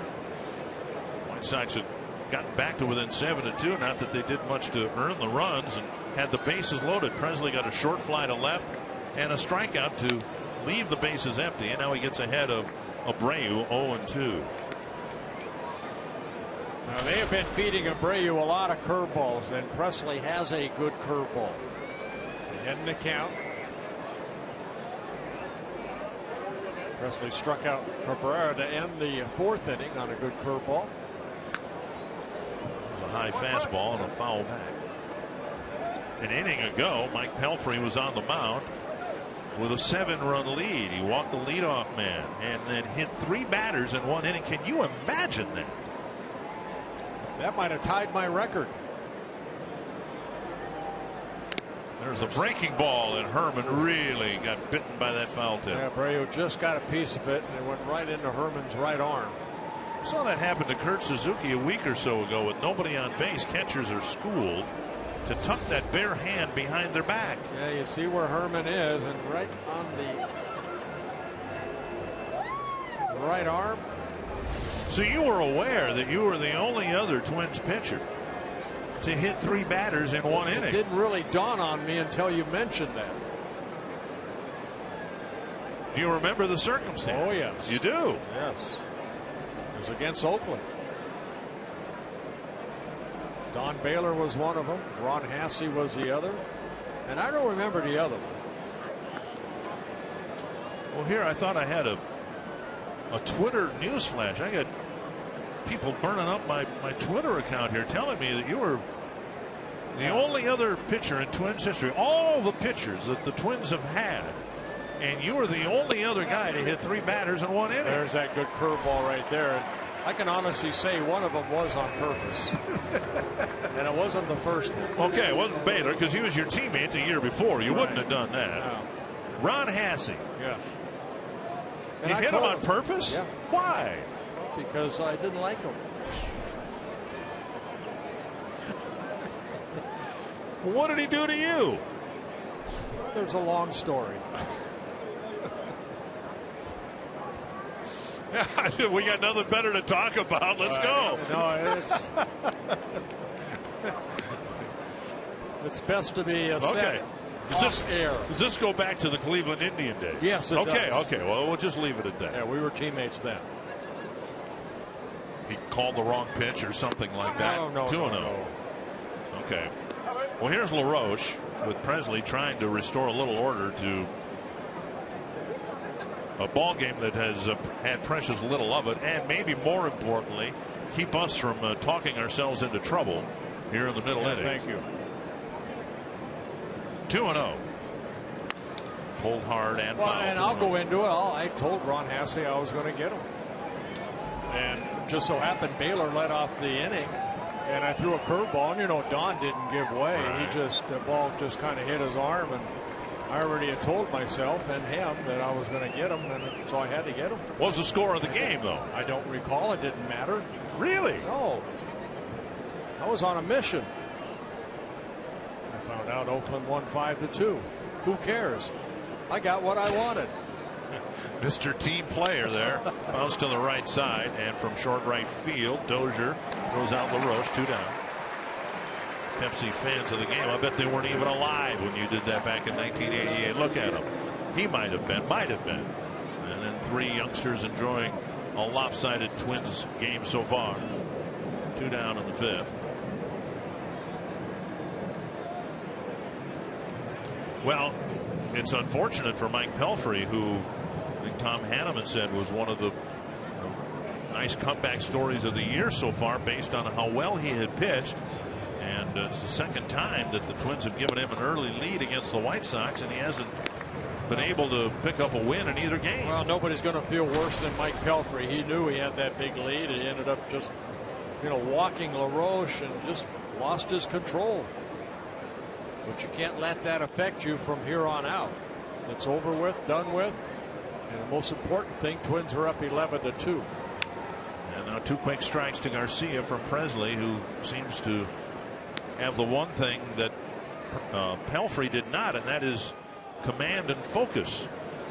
Got 19 pitches, 14 strikes, and 4 outs. A couple of strikeouts. Breaking ball and a good one. Gets a weak grounder to Plouffe. And on target to Vargas. A 1-2-3 pitch. Just what the doctor ordered.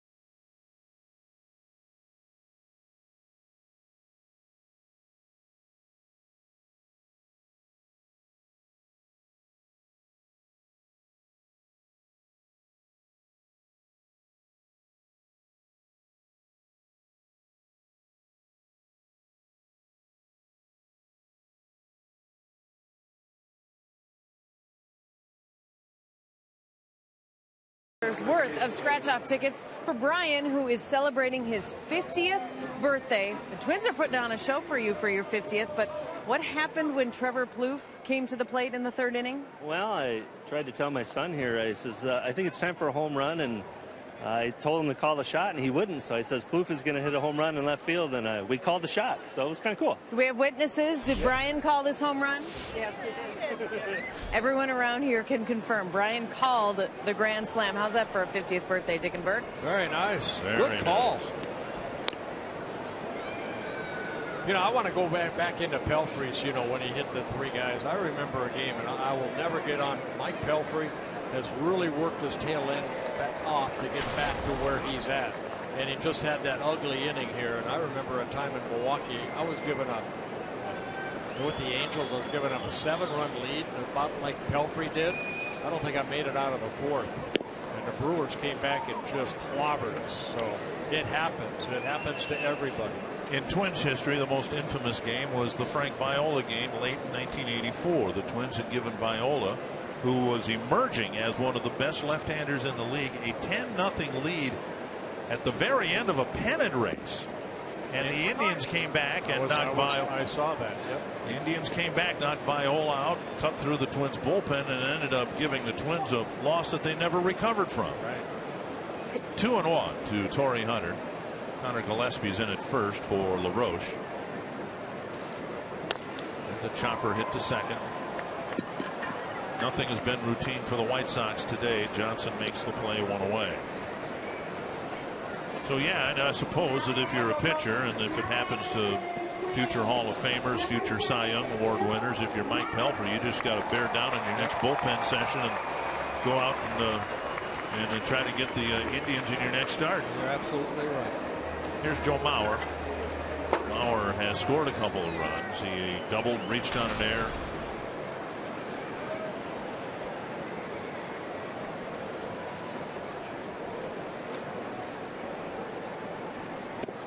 Outside, ball 1.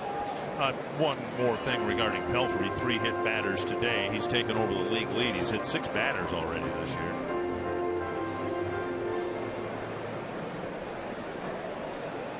Neither starter lasted very long. Thanks. Got, 2 1/3 innings in before he left. Pelfrey 3 1/3 innings.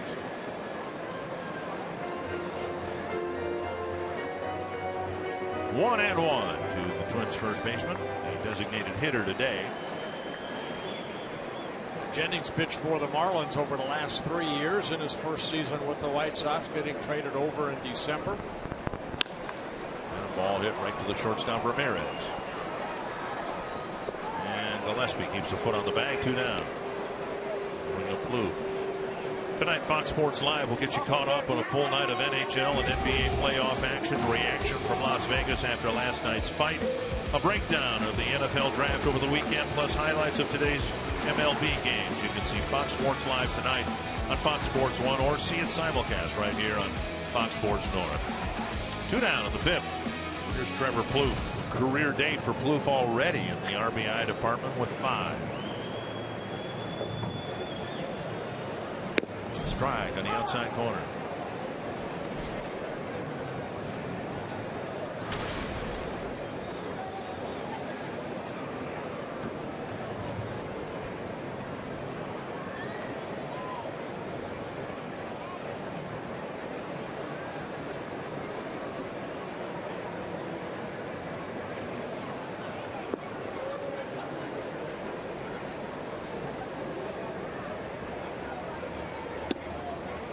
Inside corner, strike 2.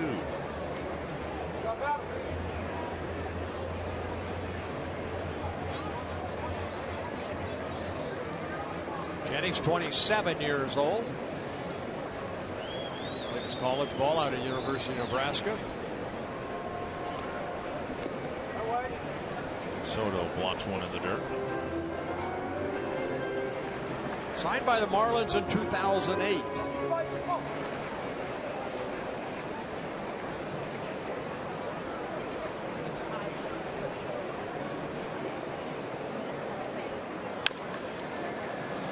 To Ramirez quickly to first, and a quick 1-2-3 bottom of the 5th inning.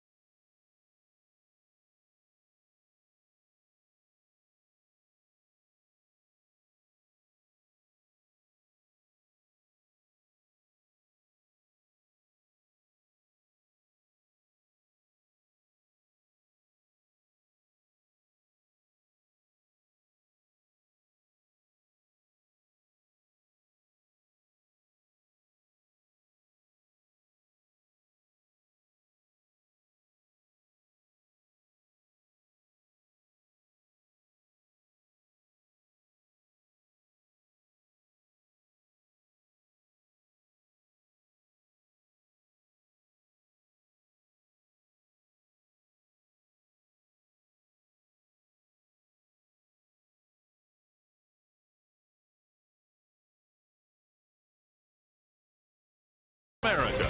Get your Knothole Kids Day vouchers at any local Super America. Fun day for the Twins and their fans under a clear sky at Target Field. Just gorgeous weather on this homestand. 11-2, the Twins in front. And if you've been watching, I think you would back me up on this. Ryan Presley, who's out there pitching in the 6th inning, had to get a couple of awfully big outs in the 4th inning. The ball popped up and it will reach the seats. Seems odd to say that in the 4th inning of a game that's 11-2, but it was 7-2 at the time. Bases were loaded.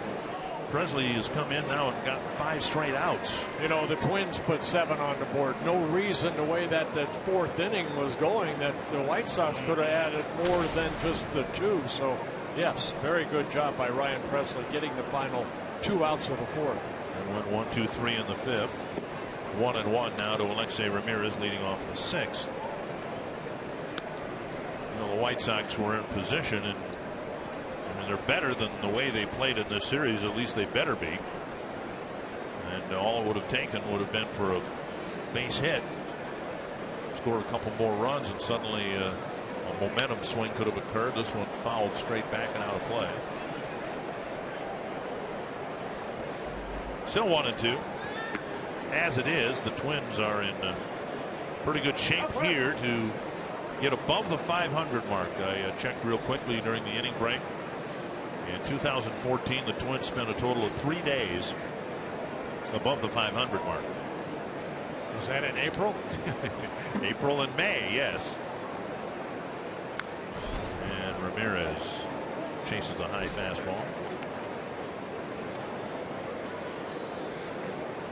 Something that you must appreciate regarding Presley, the curveball appears to have some snap to it.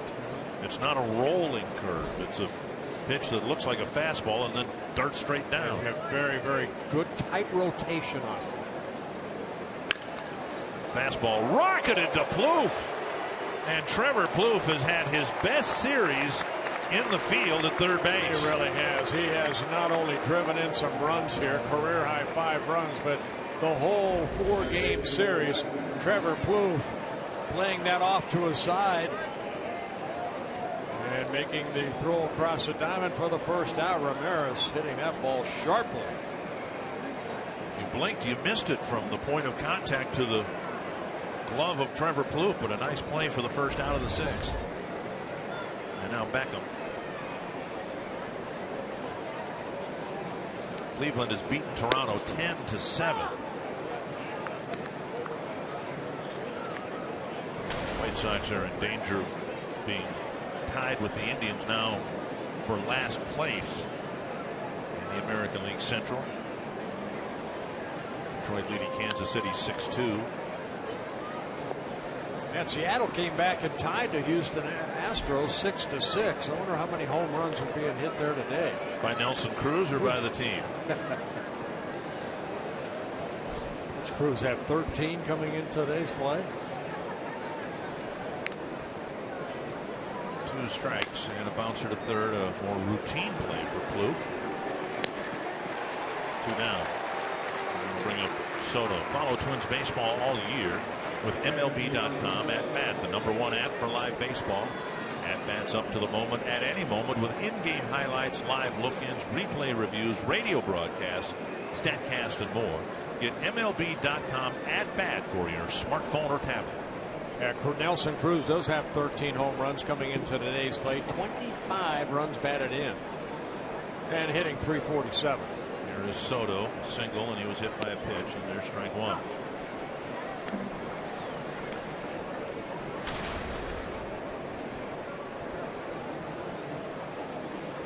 If the Twins hang on and win, they will be 9-4 at home. There's that big curveball right there.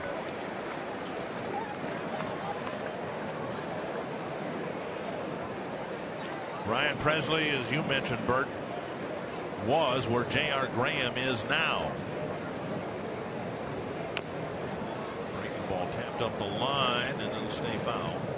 Graham, a Rule 5 pickup, and I don't know whether there's any news value to it or not, but Paul Molitor today confirmed that Graham is going to be with the team all year long. The Twins aren't at this point interested in working out an arrangement, a trade to keep him in the organization or send him back. Twins like Graham every bit as much as they liked Presley a couple years ago. 2 strikes. And Presley with a breaking ball. Strikes him out. 8 up, 8 down for the Twins reliever.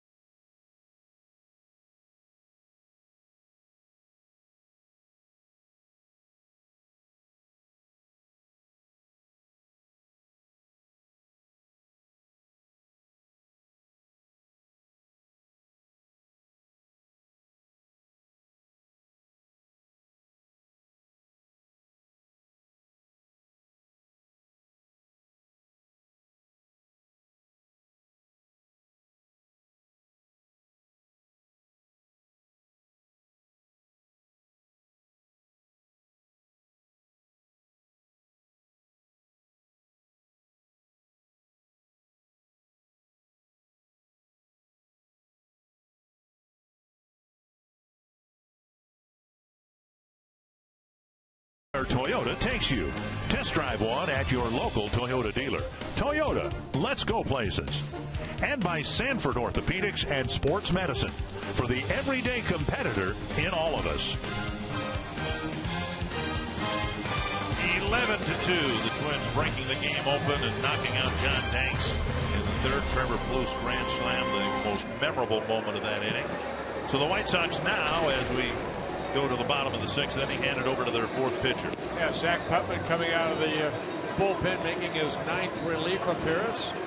He worked here on Friday night, started the bottom of the 8th inning, gave up an infield base hit to Brian Dozier, walked Torrey Hunter, and then was replaced by Zach Duke. And ended up getting a double play off the bat of Joe Mauer.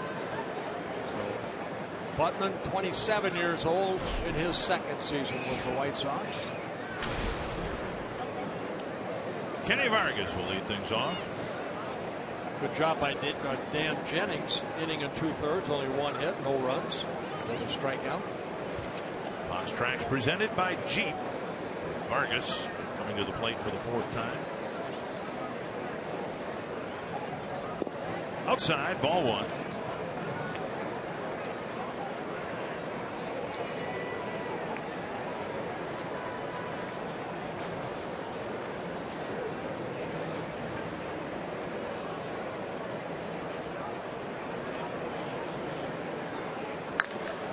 Drive to center. This ball blasted. And gone. A home run for Vargas. His first from the left side of the plate.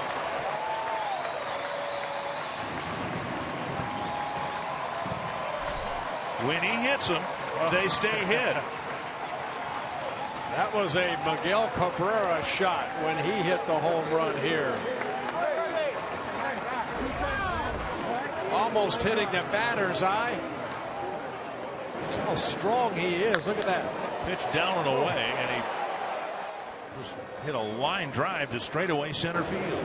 Home run number 2 on the year for Vargas. And Jordan Schaefer's first at bat. Entered the game as a pinch runner after Arcia drove in a run with a single, and we've not gotten word on an update from Twins Media Relations Department about Arcia's status. And I will bring this up just incidentally. It's not tied to any issue. It's going to bring it up today anyway before an outfielder left the ball game. But Aaron Hicks is hitting right around 300 for AAA in Rochester.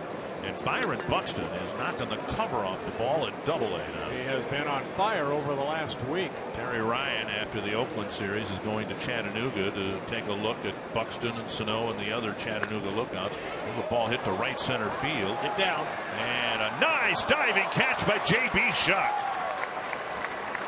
Shuck showing great range in the outfield again, taking a hit away from Schaefer. Yeah, that ball looked like it was going to fall in, and Chuck and his speed able to catch up to it. Something's going on. Second base umpire saying that he caught the ball. I didn't think that. And Paul Molitor wants the umpires to review it. So we made the catch, and then it rolls out. I see now what the Twins are contending, and they'll take a look at it and award Schaefer apparently just a single. It rolled right out of his glove, and as we've learned over the years, you have to voluntarily release the ball with your bare hand. Right. And so we believe Schaefer should get credit for a base hit. Great effort, though, by J.B. Shuck. It went a long way for that ball when he made contact.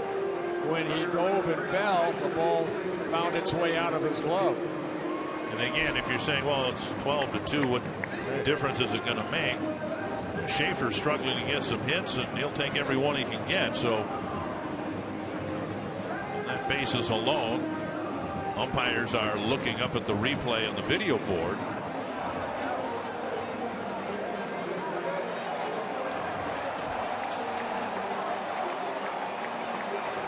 And the fans here applauding when they see the ball fall out of his glove.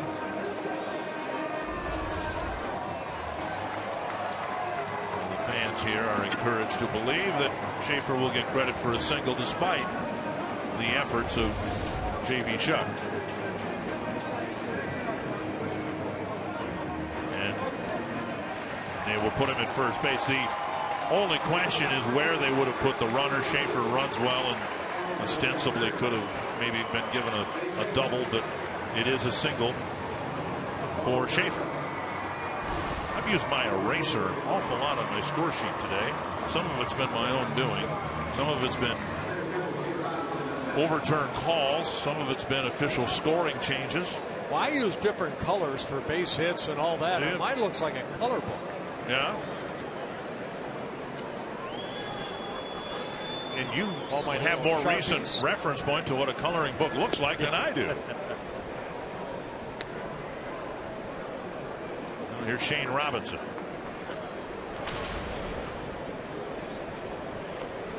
I'm guessing you were, maybe still are, someone who colors outside the lines. No, I'm inside the line. Are you really? Very stickler on that. My granddaughter Ava, we make sure she draws inside the lines. Shuck plays this on a hop. Schaefer will hold up. So the inning starts with 3 straight hits. Robinson picking up his second hit of the ball game. Twins with 16 hits here this afternoon.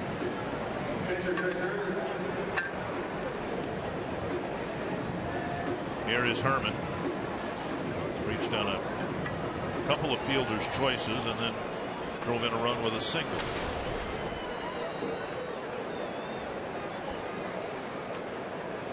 I was joking with Steve Stone, who does the Chicago telecast along with Hawk Harrelson before the game, about the White Sox needing an off day tomorrow since they've had a postponement because of weather last weekend. Only got 1 game in Baltimore. And my contention was the last thing the White Sox need is an off day since they've had so many. But he said, no, we need an off day. And I think the play today of the White Sox has convinced me that, yeah, they could probably use an off day to try to forget about this 4-game series in Minnesota. Yeah, they head home and then they have that have a 3-game series against the Tigers that come into Chicago. 1 strike to Herman.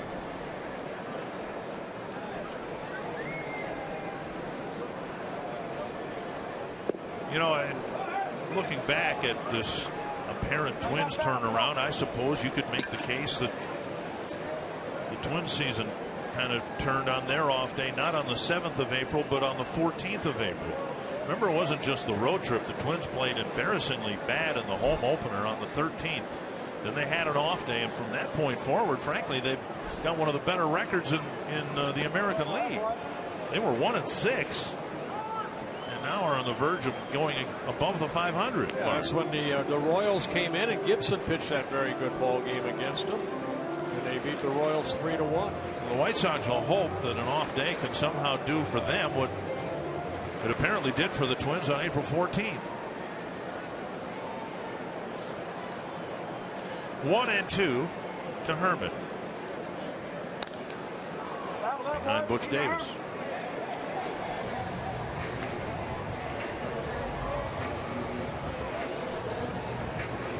After that off day, if the Twins in fact win this ball game, the Twins will have posted a 12-6 mark since the off day on the 14th.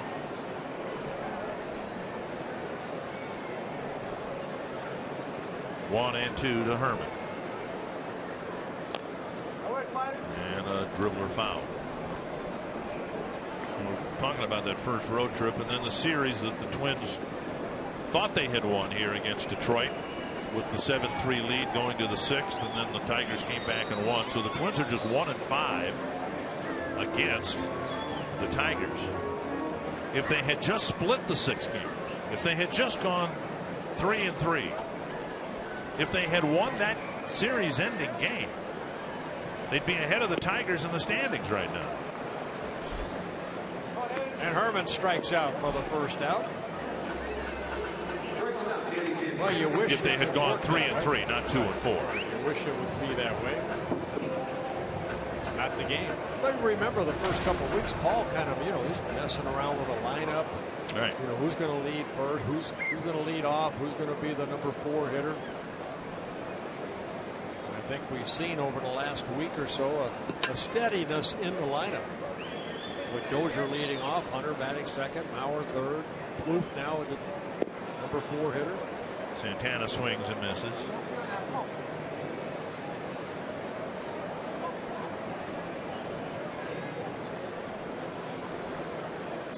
Santana with a 2-run single in the 3rd.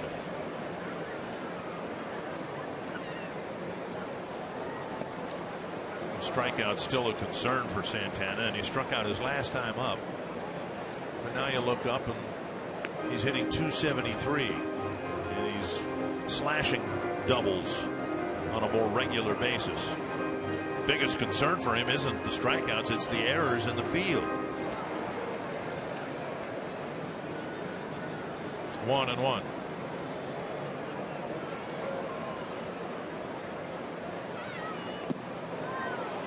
From each side of the plate, he's proven to be vulnerable at breaking ball down and in. That's what struck him out in the 4th.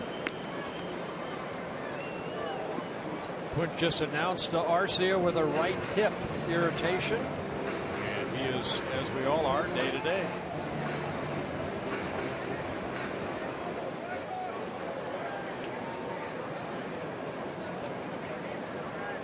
One and 2.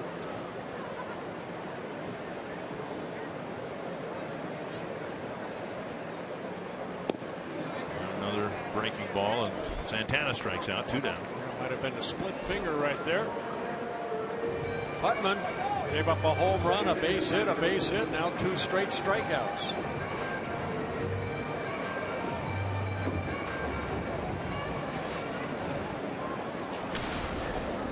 Here's Dozier.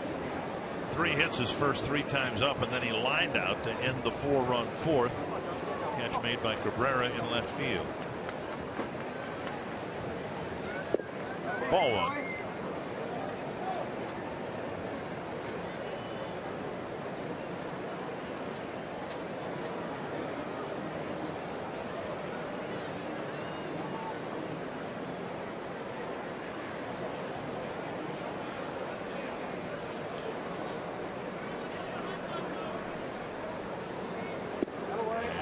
Ball 2.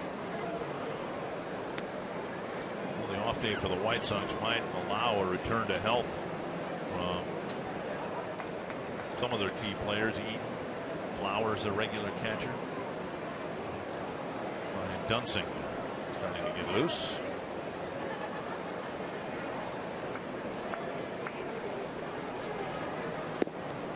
Over for a strike, 2-1.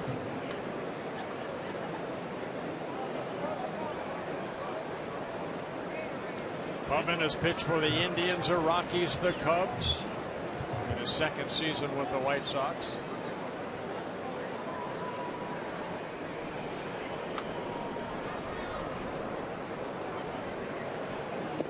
And 3-1 with Hunter on deck.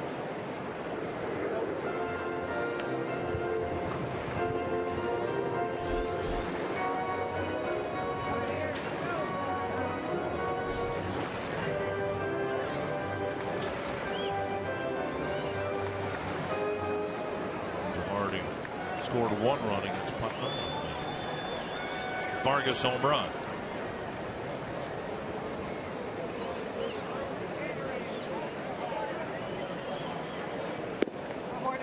And a walk will load him up for Hunter. A home run, a single, a pair of strikeouts, now a walk, and Hunter comes up. Torrey with a single and 4 trips.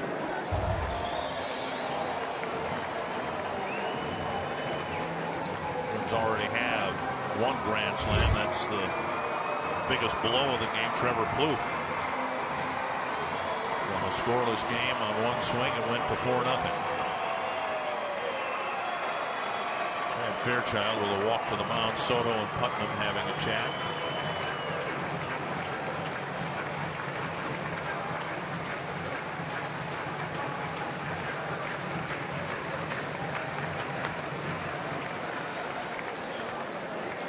Don Cooper on his way out to talk to his right-hander.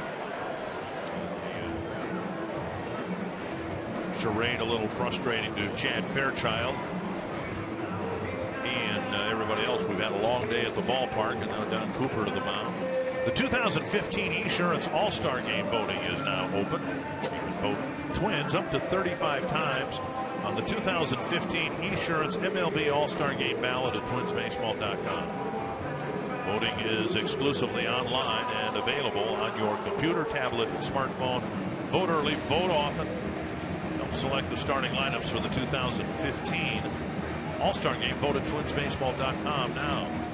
All this extra time to allow presumably Zach Duke to get loose down in the Chicago bullpen.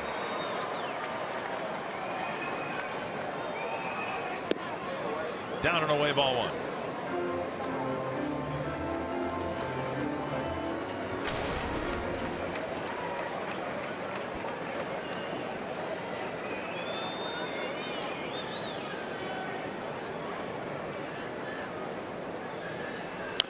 Fouled away, and it's 1-1.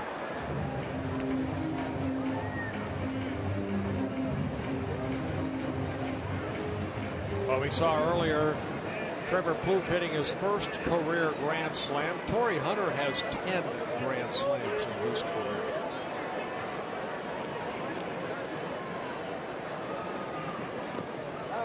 Blocked by Soto, and it's 2-1. You know, it's amazing, isn't it? And again, we just saw it at the start of the year for the Twins. When things are going bad, every facet, it's like a virus. Relievers can't throw the ball over the plate. And you just can't get any relief. You can't point at one area on your roster where things are going well. And that's where the White Sox are right now. 2-2 to Hunter. In this series, the starters have been bad. The bullpen's been, for the most part, ineffective. Fielding mistakes, base running mistakes, scoring opportunities thwarted by ground ball double plays. God, sounds like the Twins over the last 4 years. Inside 3-2, or more recently, the first week of the year. It's just that you hope that you can get through it somehow without burying yourself too far in the standings. Now we're hoping for a chance. We'll see what Putnam gives Hunter here on 3-2.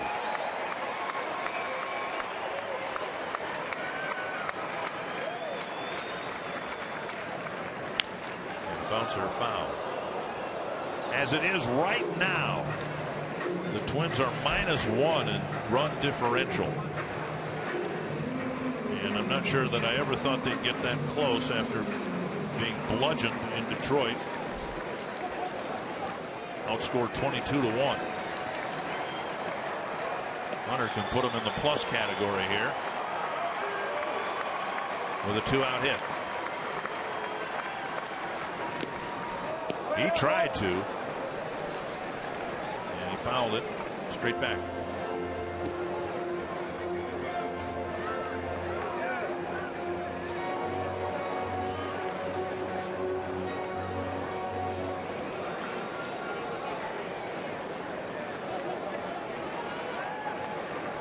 Bases full of Twins. They've scored once this inning.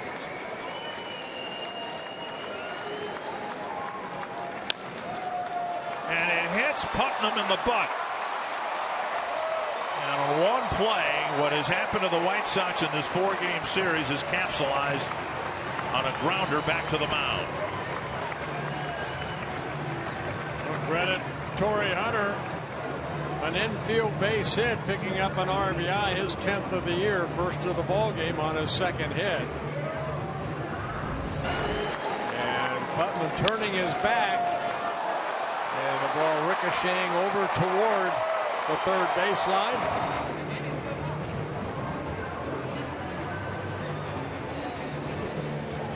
Hit him right in the back pocket. Bases loaded again, and the Twins are adding more here in the 6th.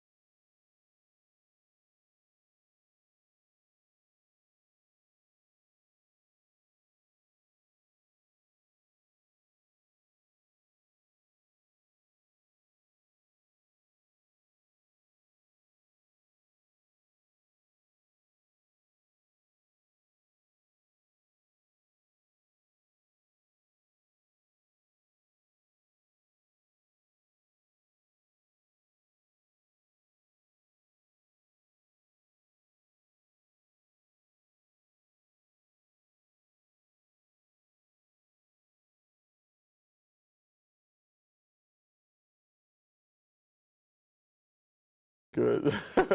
It's a bigger fans, but I mean, I'm a big guy, strong, and it's for me it was the best field for hit. I love Target Field. We loved it on this swing right here. Taking that home run straight away center. We just saw that in the top of this inning. After Zach Putman, a solo home run, his second of the year. Mauer scored a couple of runs. He has a double in 4 trips. High, ball 1. Zach Duke coming in. He faced Joe Mauer here on Friday night. That was in that 1-0 win over the White Sox. Got Joe to ground into a double play in the 8th inning and then struck out Trevor Plouffe.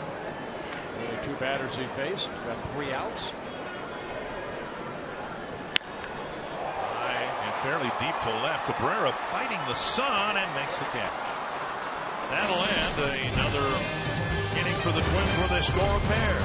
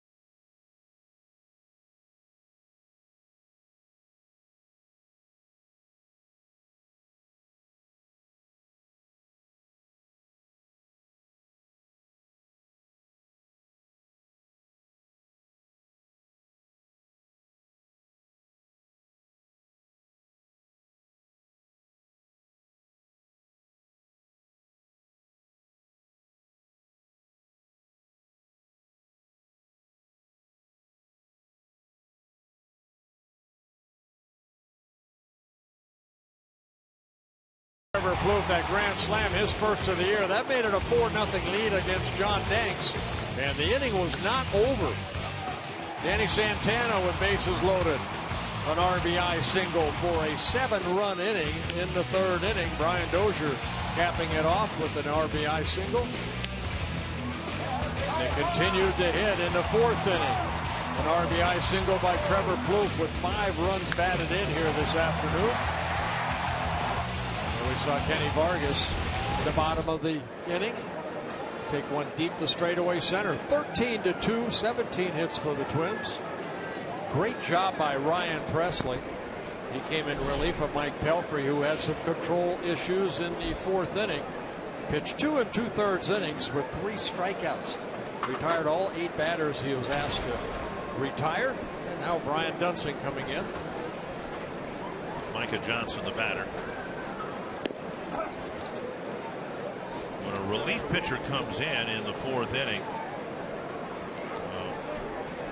you're really looking for relief, and Presley provided it.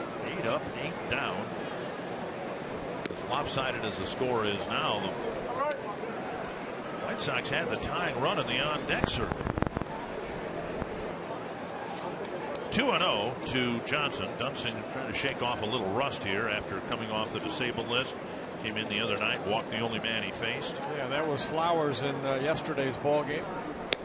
It's a strike. Well, an important outing as the Twins move forward here for the Oakland series eventually, and they'd like to be able to rely on Dunsing to do what he's done for the last 3-4 years. Throw strikes, get people out in the late innings. Fouled away, 2-2.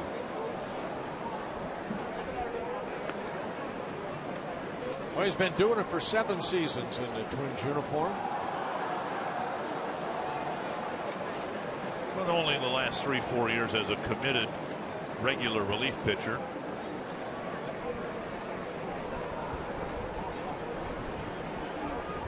Up high.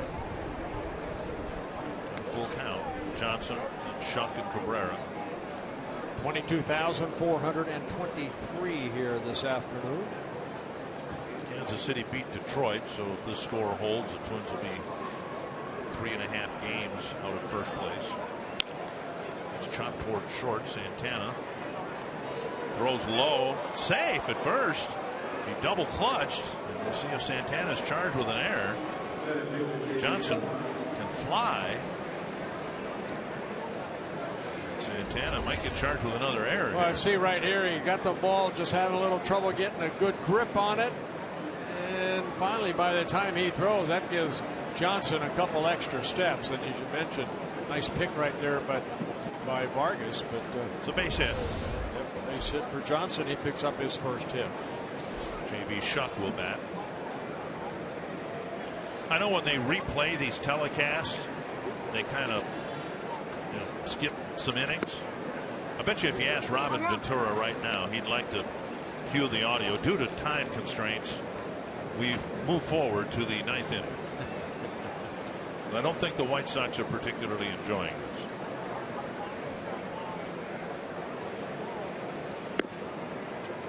High 2-0. Well, you play 162 ball games. There's going to be a couple dozen that you consider ugly. And this is an ugly one for the White Sox. The Twins have had some ugly ones too already. 3-0 now to J.B. Shuck.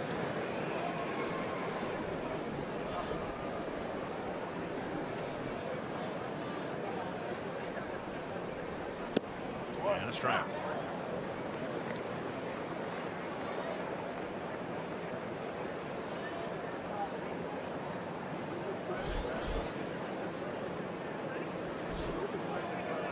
Detroit beat Kansas City. Joaquin Soria with the save in Kansas City against the Royals. Soria now 10 for 10 in save opportunities. He's done a good job, hasn't he, replacing Joe Nathan? He's kind of the security blanket that they hope they wouldn't need, but they need him now. Nathan's had his Tommy John surgery and is going to kind of hang around and at least in home games be in the clubhouse, be a mentor to some of the younger pitchers. You know, I like Joe's attitude, though. You know, he's 40 years old. He said, you know what, I don't feel I'm done yet. So, of course, he'll go through all the rehab, and that will tell him whether his career is finished. But he still has that burn inside of him. And as long as he has that, continue.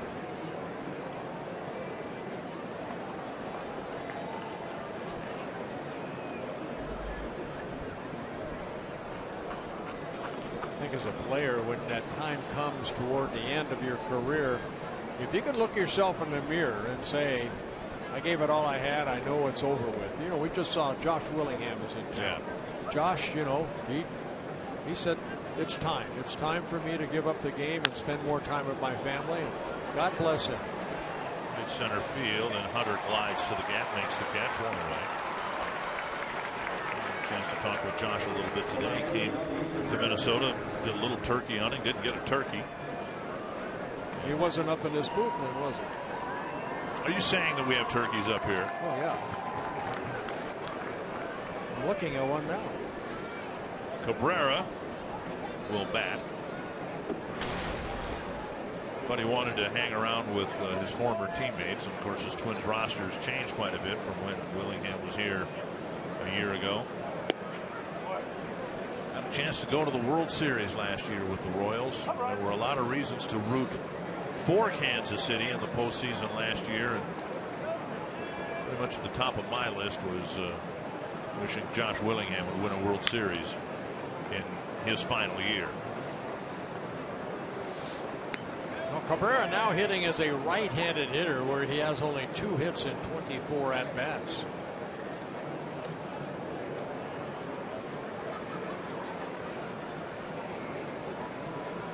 One and one from Dunsing. Santana, nice diving stop to his left. Double play! Wow.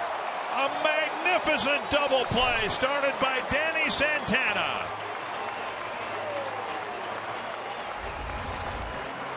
And Dunsing ends up facing just 3 men in the inning. Nice flip to Dozier. And a bang-bang play. Third double play turned by the Twins. It's been a good day for the Twins and their fans, and we're happy to bring you on this Sunday afternoon. God bless America. God bless America. God bless America. Let that high love stand beside her and guide her through the night with a light from above, from the mountains to the prairies, to the oceans, wide with foam. God bless America, my home, sweet home. God bless America, my home, sweet home.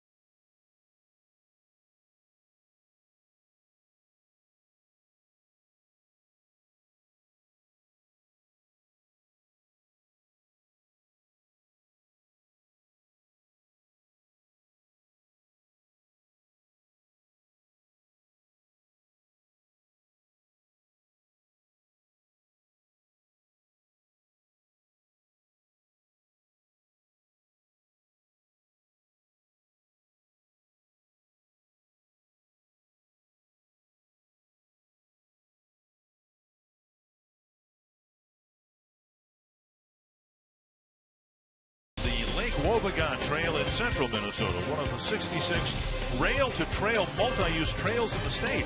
Visit exploreminnesota.com. Discover a world that's only in Minnesota. Share and tag your Minnesota experiences with hashtag #OnlyInMN. Minnesota has more biking trails than any other state, including 2,500 miles of rail-to-trail, railroad tracks converted to multi-use trail.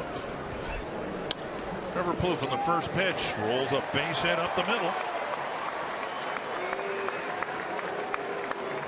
For Plouffe, his third hit of the ballgame. White Sox have to look at their defense and say, you know, all these balls that are going through, Ramirez playing Plouffe to pull. You see the hole up the middle, and Trevor to the left of Ramirez. The third or fourth ball, and then you play a Robinson up the middle, and he hits that ball in the hole. It's like I'm just playing in the wrong spot. Vargas back to the right-handed batter's box, taking ball one. He had a home run as a left-hander his last time up. 2 hits, 2 runs scored.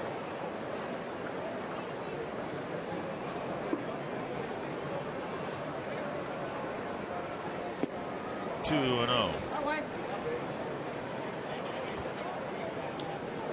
Vargas hit in the 6th inning. What our good friend Harmon Killebrew used to call a get small quick ball. It got out of here in a hurry.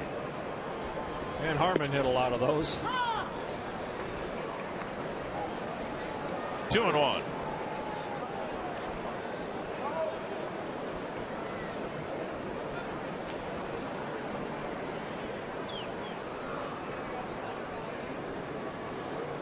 Check swing. And Joyce says he went. 2-2.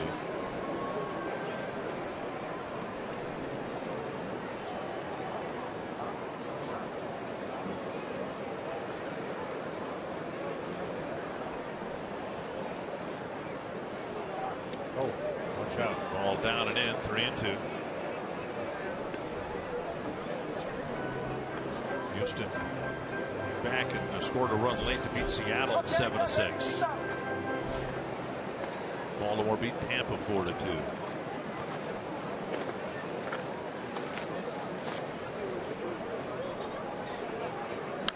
Fouled back.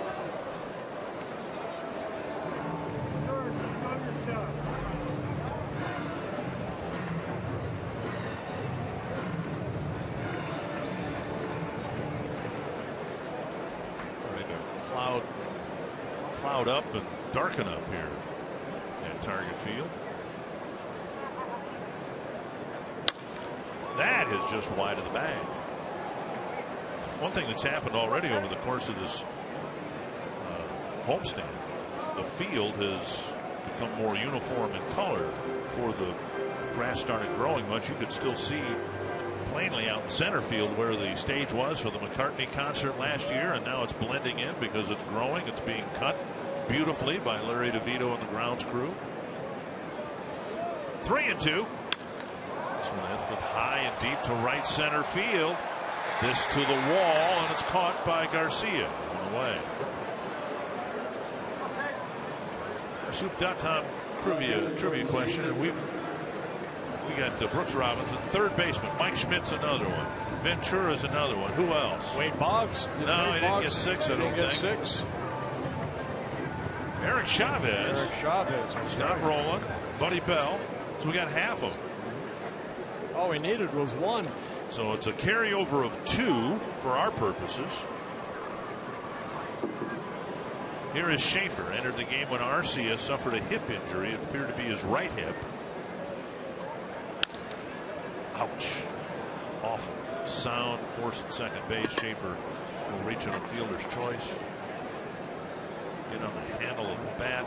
You don't want to hurry the game up, but they have called for some rain here this afternoon.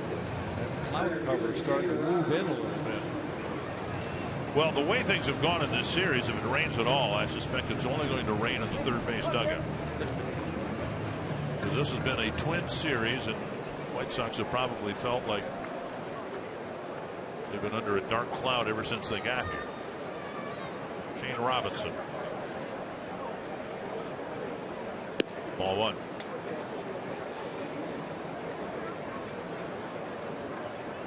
Robinson with a couple hits in today's ball game. Scored a run in the 7-run third inning.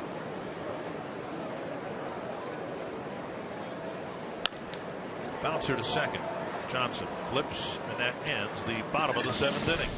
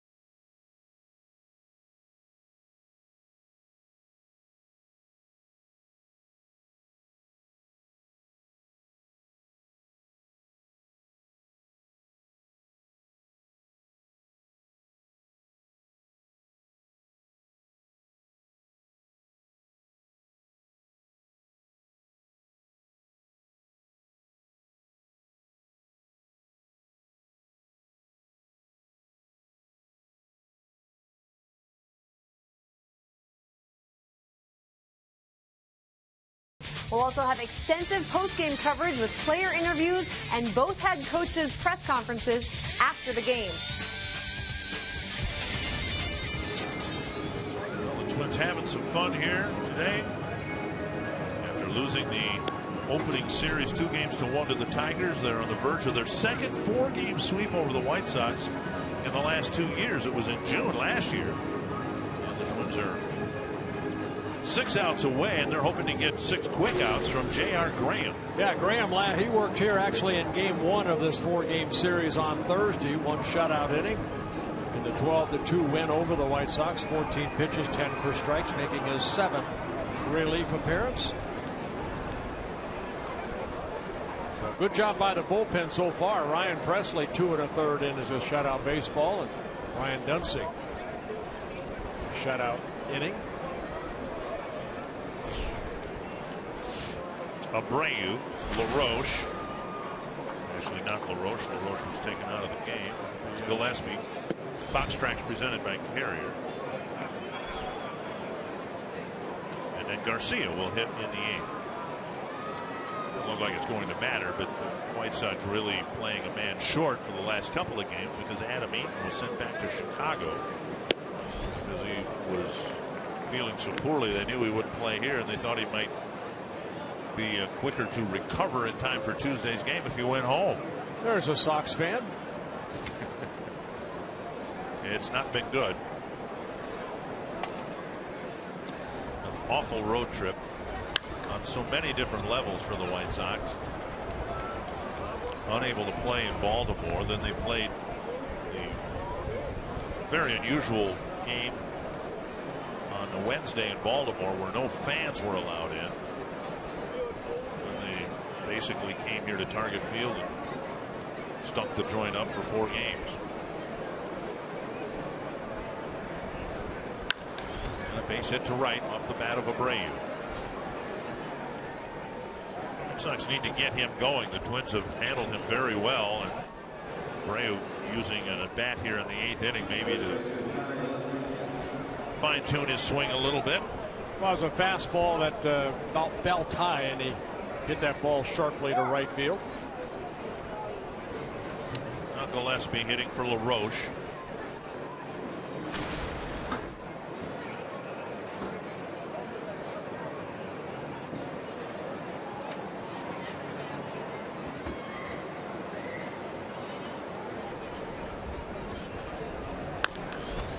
Chop to Vargas. Good throw to second, and Santana doesn't catch it. Nobody at third base, so the runner will advance. Well, I'm guessing Santana will be charged with the error. Looked like the throw was right there on target. Yeah. Again, as we said, more than the strikeouts, which are too high. The biggest concern for Santana, the high number of errors. That is his 9th error. Yeah, right there, and you can see Santana's got to follow the runner, and Santana kind of stayed there as Plouffe went after the ball, left third base wide open. So kind of a double error, an error by missing the ball and an error by not getting over to third base to follow Abreu. It will be a fielder's choice and an error to Santana. Ball 1. This nice run of games for the Twins here over the last 3 weeks or so. And an apparent 12-6 record. There's some things that really need to be tightened up, starting at shortstop. Swing and a miss. But then we just saw him make a great play on that ball off of Cabrera to end the last inning up the middle. So it's a consistency that they're looking at. And that's the one position at short where you have to be consistent. Right. Too much traffic headed your way over the course of a ball game. Oh, up the middle and into center field. And Abreu will score. Garcia getting another hit in this series, picking up an RBI, his 6th of the year, on his 3rd hit of the ball game.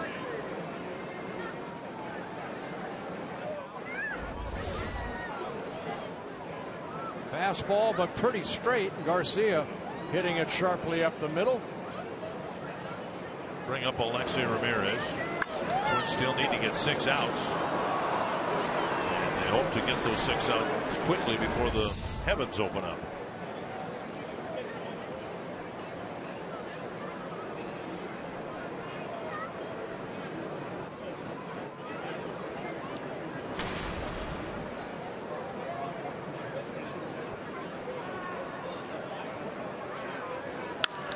Into the right field corner, chased by Hunter. Nice running catch. Yes. 39-year-old legs can still cover some ground. The Twins needed an out, and they got one. Yeah, Ramirez hit it sharply, but Torrey Hunter has to use that 39-year-old speed to catch up to as the ball kept slicing away from him. Going into that corner here at Target Field in right field. Now Beckham.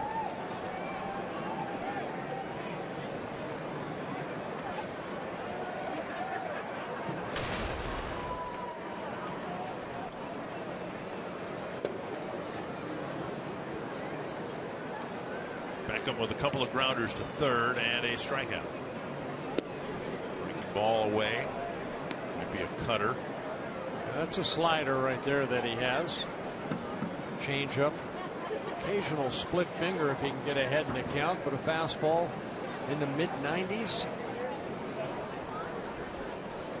2-0.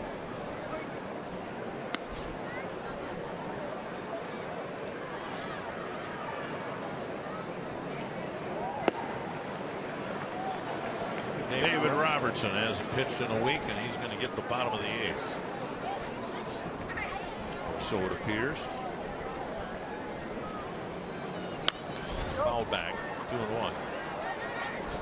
Well, you see the fastball at 96. There's plenty of velocity there, but you don't see a lot of movement.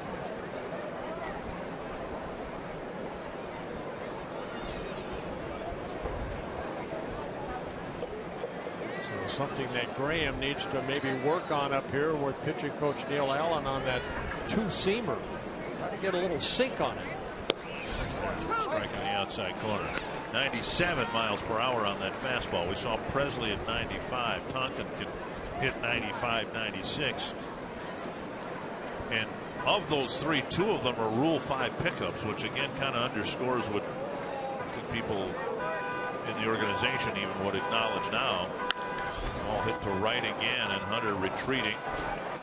Same spot he made the catch for out number 1. He makes the catch for out number 2. But the Twins were a little late to the party when it came to power arms in the bullpen.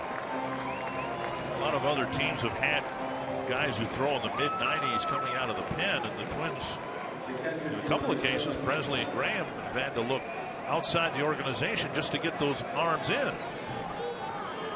2 down. That'll bring up Soto. Well, call me from the old school, but yeah, you can throw 96, 97, but if it doesn't have any movement or you don't have good control of that fastball. How old was your school? The school you went? Very old. Was it really? Started back in the 60s. Really? Mm-hmm. See, the school I went to was built in 1919, the elementary school. And they built it after the tornado that wiped out Dumont, Minnesota in 1919. And it was so old that when I left, they bulldozed it down. Yeah, my brother was the first graduating class of Santiago High School back in 1964. Is it still standing? Yes. 1 strike. 2 strikes. Southern California.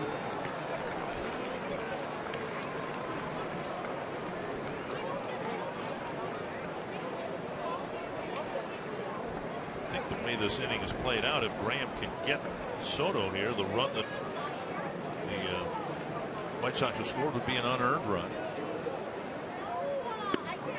Just missed with that slider. 1-2. Great opportunity for Graham to get some work. It's one thing to decide to carry a Rule 5 guy with you. At some point, they need to pitch. I'd be surprised if he isn't asked to pitch the 9th inning as well. Right.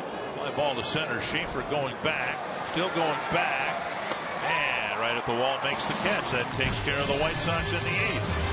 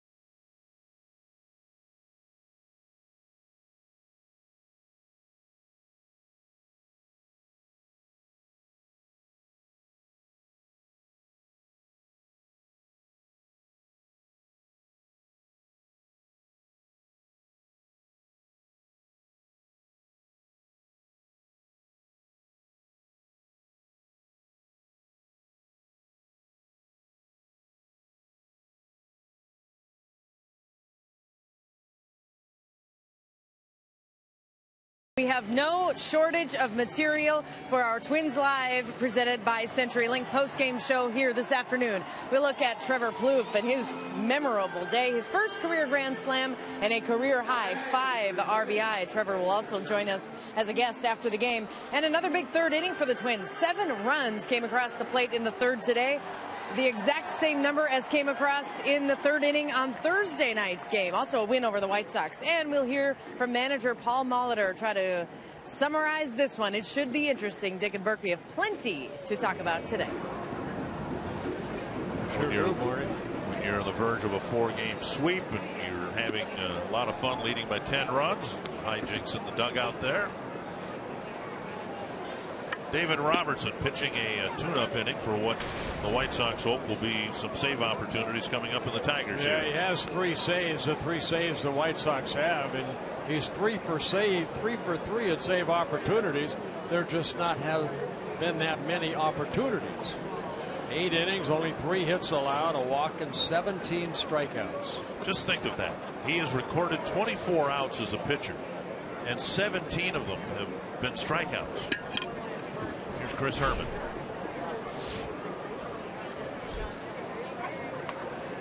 Twins know firsthand about that. He picked up a save against the Twins.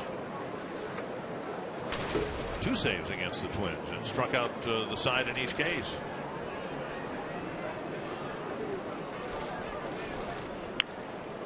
Line foul. Robertson signing a 4-year contract with the White Sox over the winter, coming from the Yankees.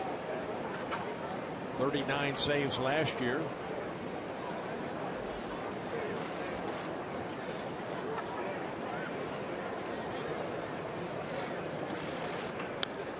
Fouled at the plate.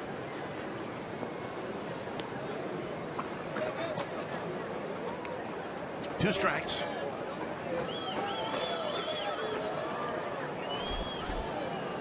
Herman, Santana, and Dozier in the bottom of the 8th. 1-2.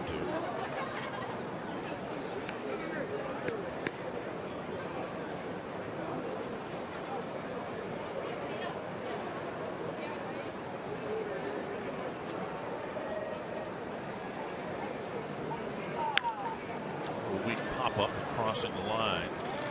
Beckham makes the catch, 1 away.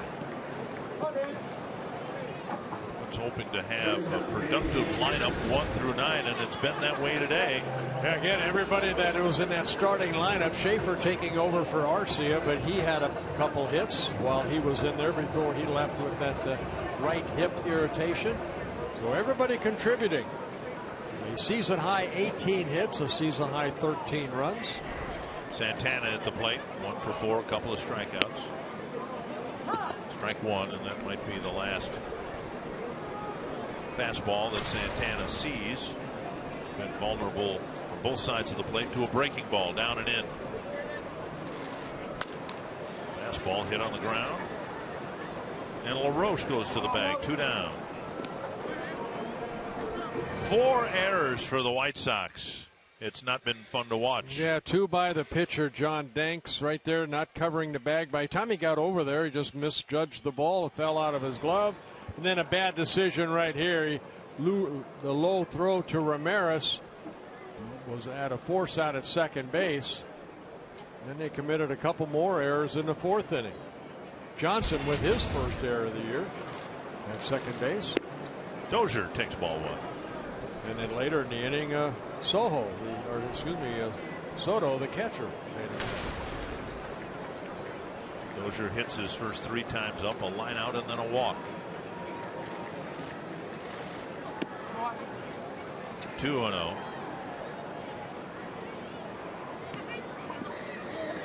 Robertson, 30 years old, 7 seasons with the Yankees.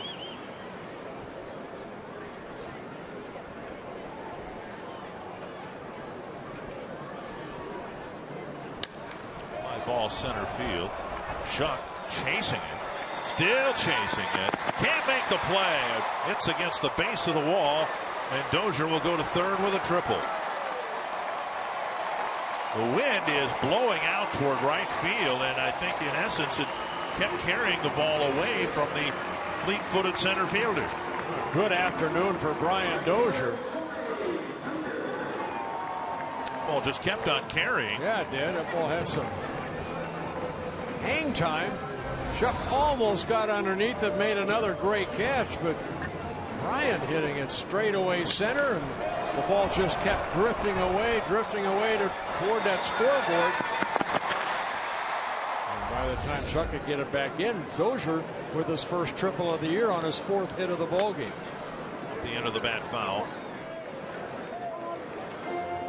Soto might have been tipped by Hunter's bat. Follow through.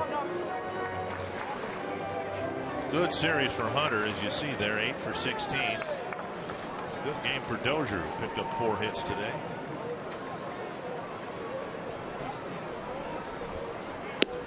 Gonna miss. That cutter is so devastating to both righties and lefties. I wonder where he learned that from. Around a guy like Mario Rivera for 7 years or 6 years, you would think you'd learn it, and he did. Curious that the Yankees would let Robertson walk as good as he's been, but they felt, you know, Betances and Miller would, in some combination, be able to take care of the 8th and 9th innings for them, and that's worked out okay for New York. And Hunter strikes out. That ends the bottom of the 8th inning.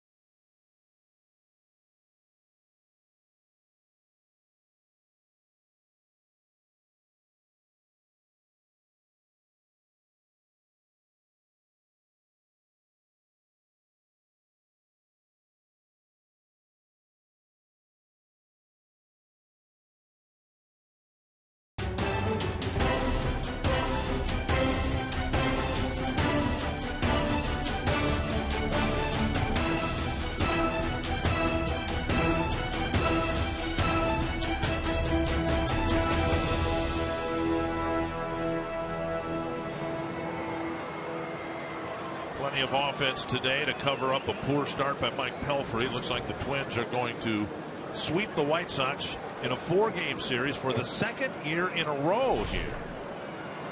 Graham does get the 9th inning. First pitch hit to right field. Hunter coming in and makes the catch, 1 away. Yeah, one quick out right there for J.R. Graham. And now for what's next, brought to you by Century Link. Oakland A's trying to get to where the Twins are at, on the verge of going above the 500 mark. They've got some good pitching. The Twins will not face Sonny Gray, who started today for the A's. It'll be Phil Hughes going against Jesse Hahn. Yeah, right now Oakland with a 5-0 lead going to the bottom of the 7th. So Gray pitching well in Texas. There's J.B. Shuck, and there's ball 1. Now, this is just great for J.R. Graham, who pitched once in 2.5 weeks. It's a chance to get a couple innings in here. Might have another opportunity under the Twins hope similar circumstances in a couple of days in the Oakland series. Yeah, he made his major league debut on April 6th in Detroit. Twins lost that ball game 4-0 on opening day, but he pitched 2 shutout innings. A chance to go 2 good innings here. You hope whenever you acquire a Rule 5 guy, whether it's at bats or innings pitched, that you can find them enough work so you don't retard their development as a player. Otherwise, you know, whatever potential the guy had to help you out down the road, you want the development to take place in the big leagues rather than where he would normally be in the minor leagues. Yeah, you know, we talked about Ryan Presley. They did a good job a couple years ago with him because, you know, 49 relief appearances. He worked 77 innings. And a good ERA under 4. Chuck will go to first. That'll bring up Bonifacio is going to hit for Cabrera.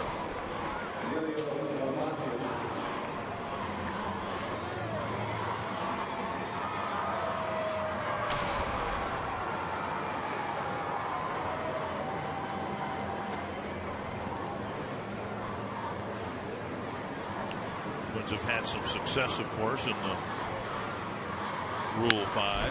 The ball hit to short, could be the end of the ball game. And the Twins complete a 4-game sweep over the White Sox. Tom had them, and they did it last year in June.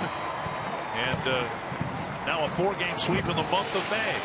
Heck, it was sweep success for the Twins on this grand Sunday. 13, the lucky number for them in a 13-3 win. Up next on Twins Live, presented by CenturyLink. We'll break it all down, including a very memorable day for Trevor Plouffe. We'll hear from Molly and look ahead to the Oakland A's.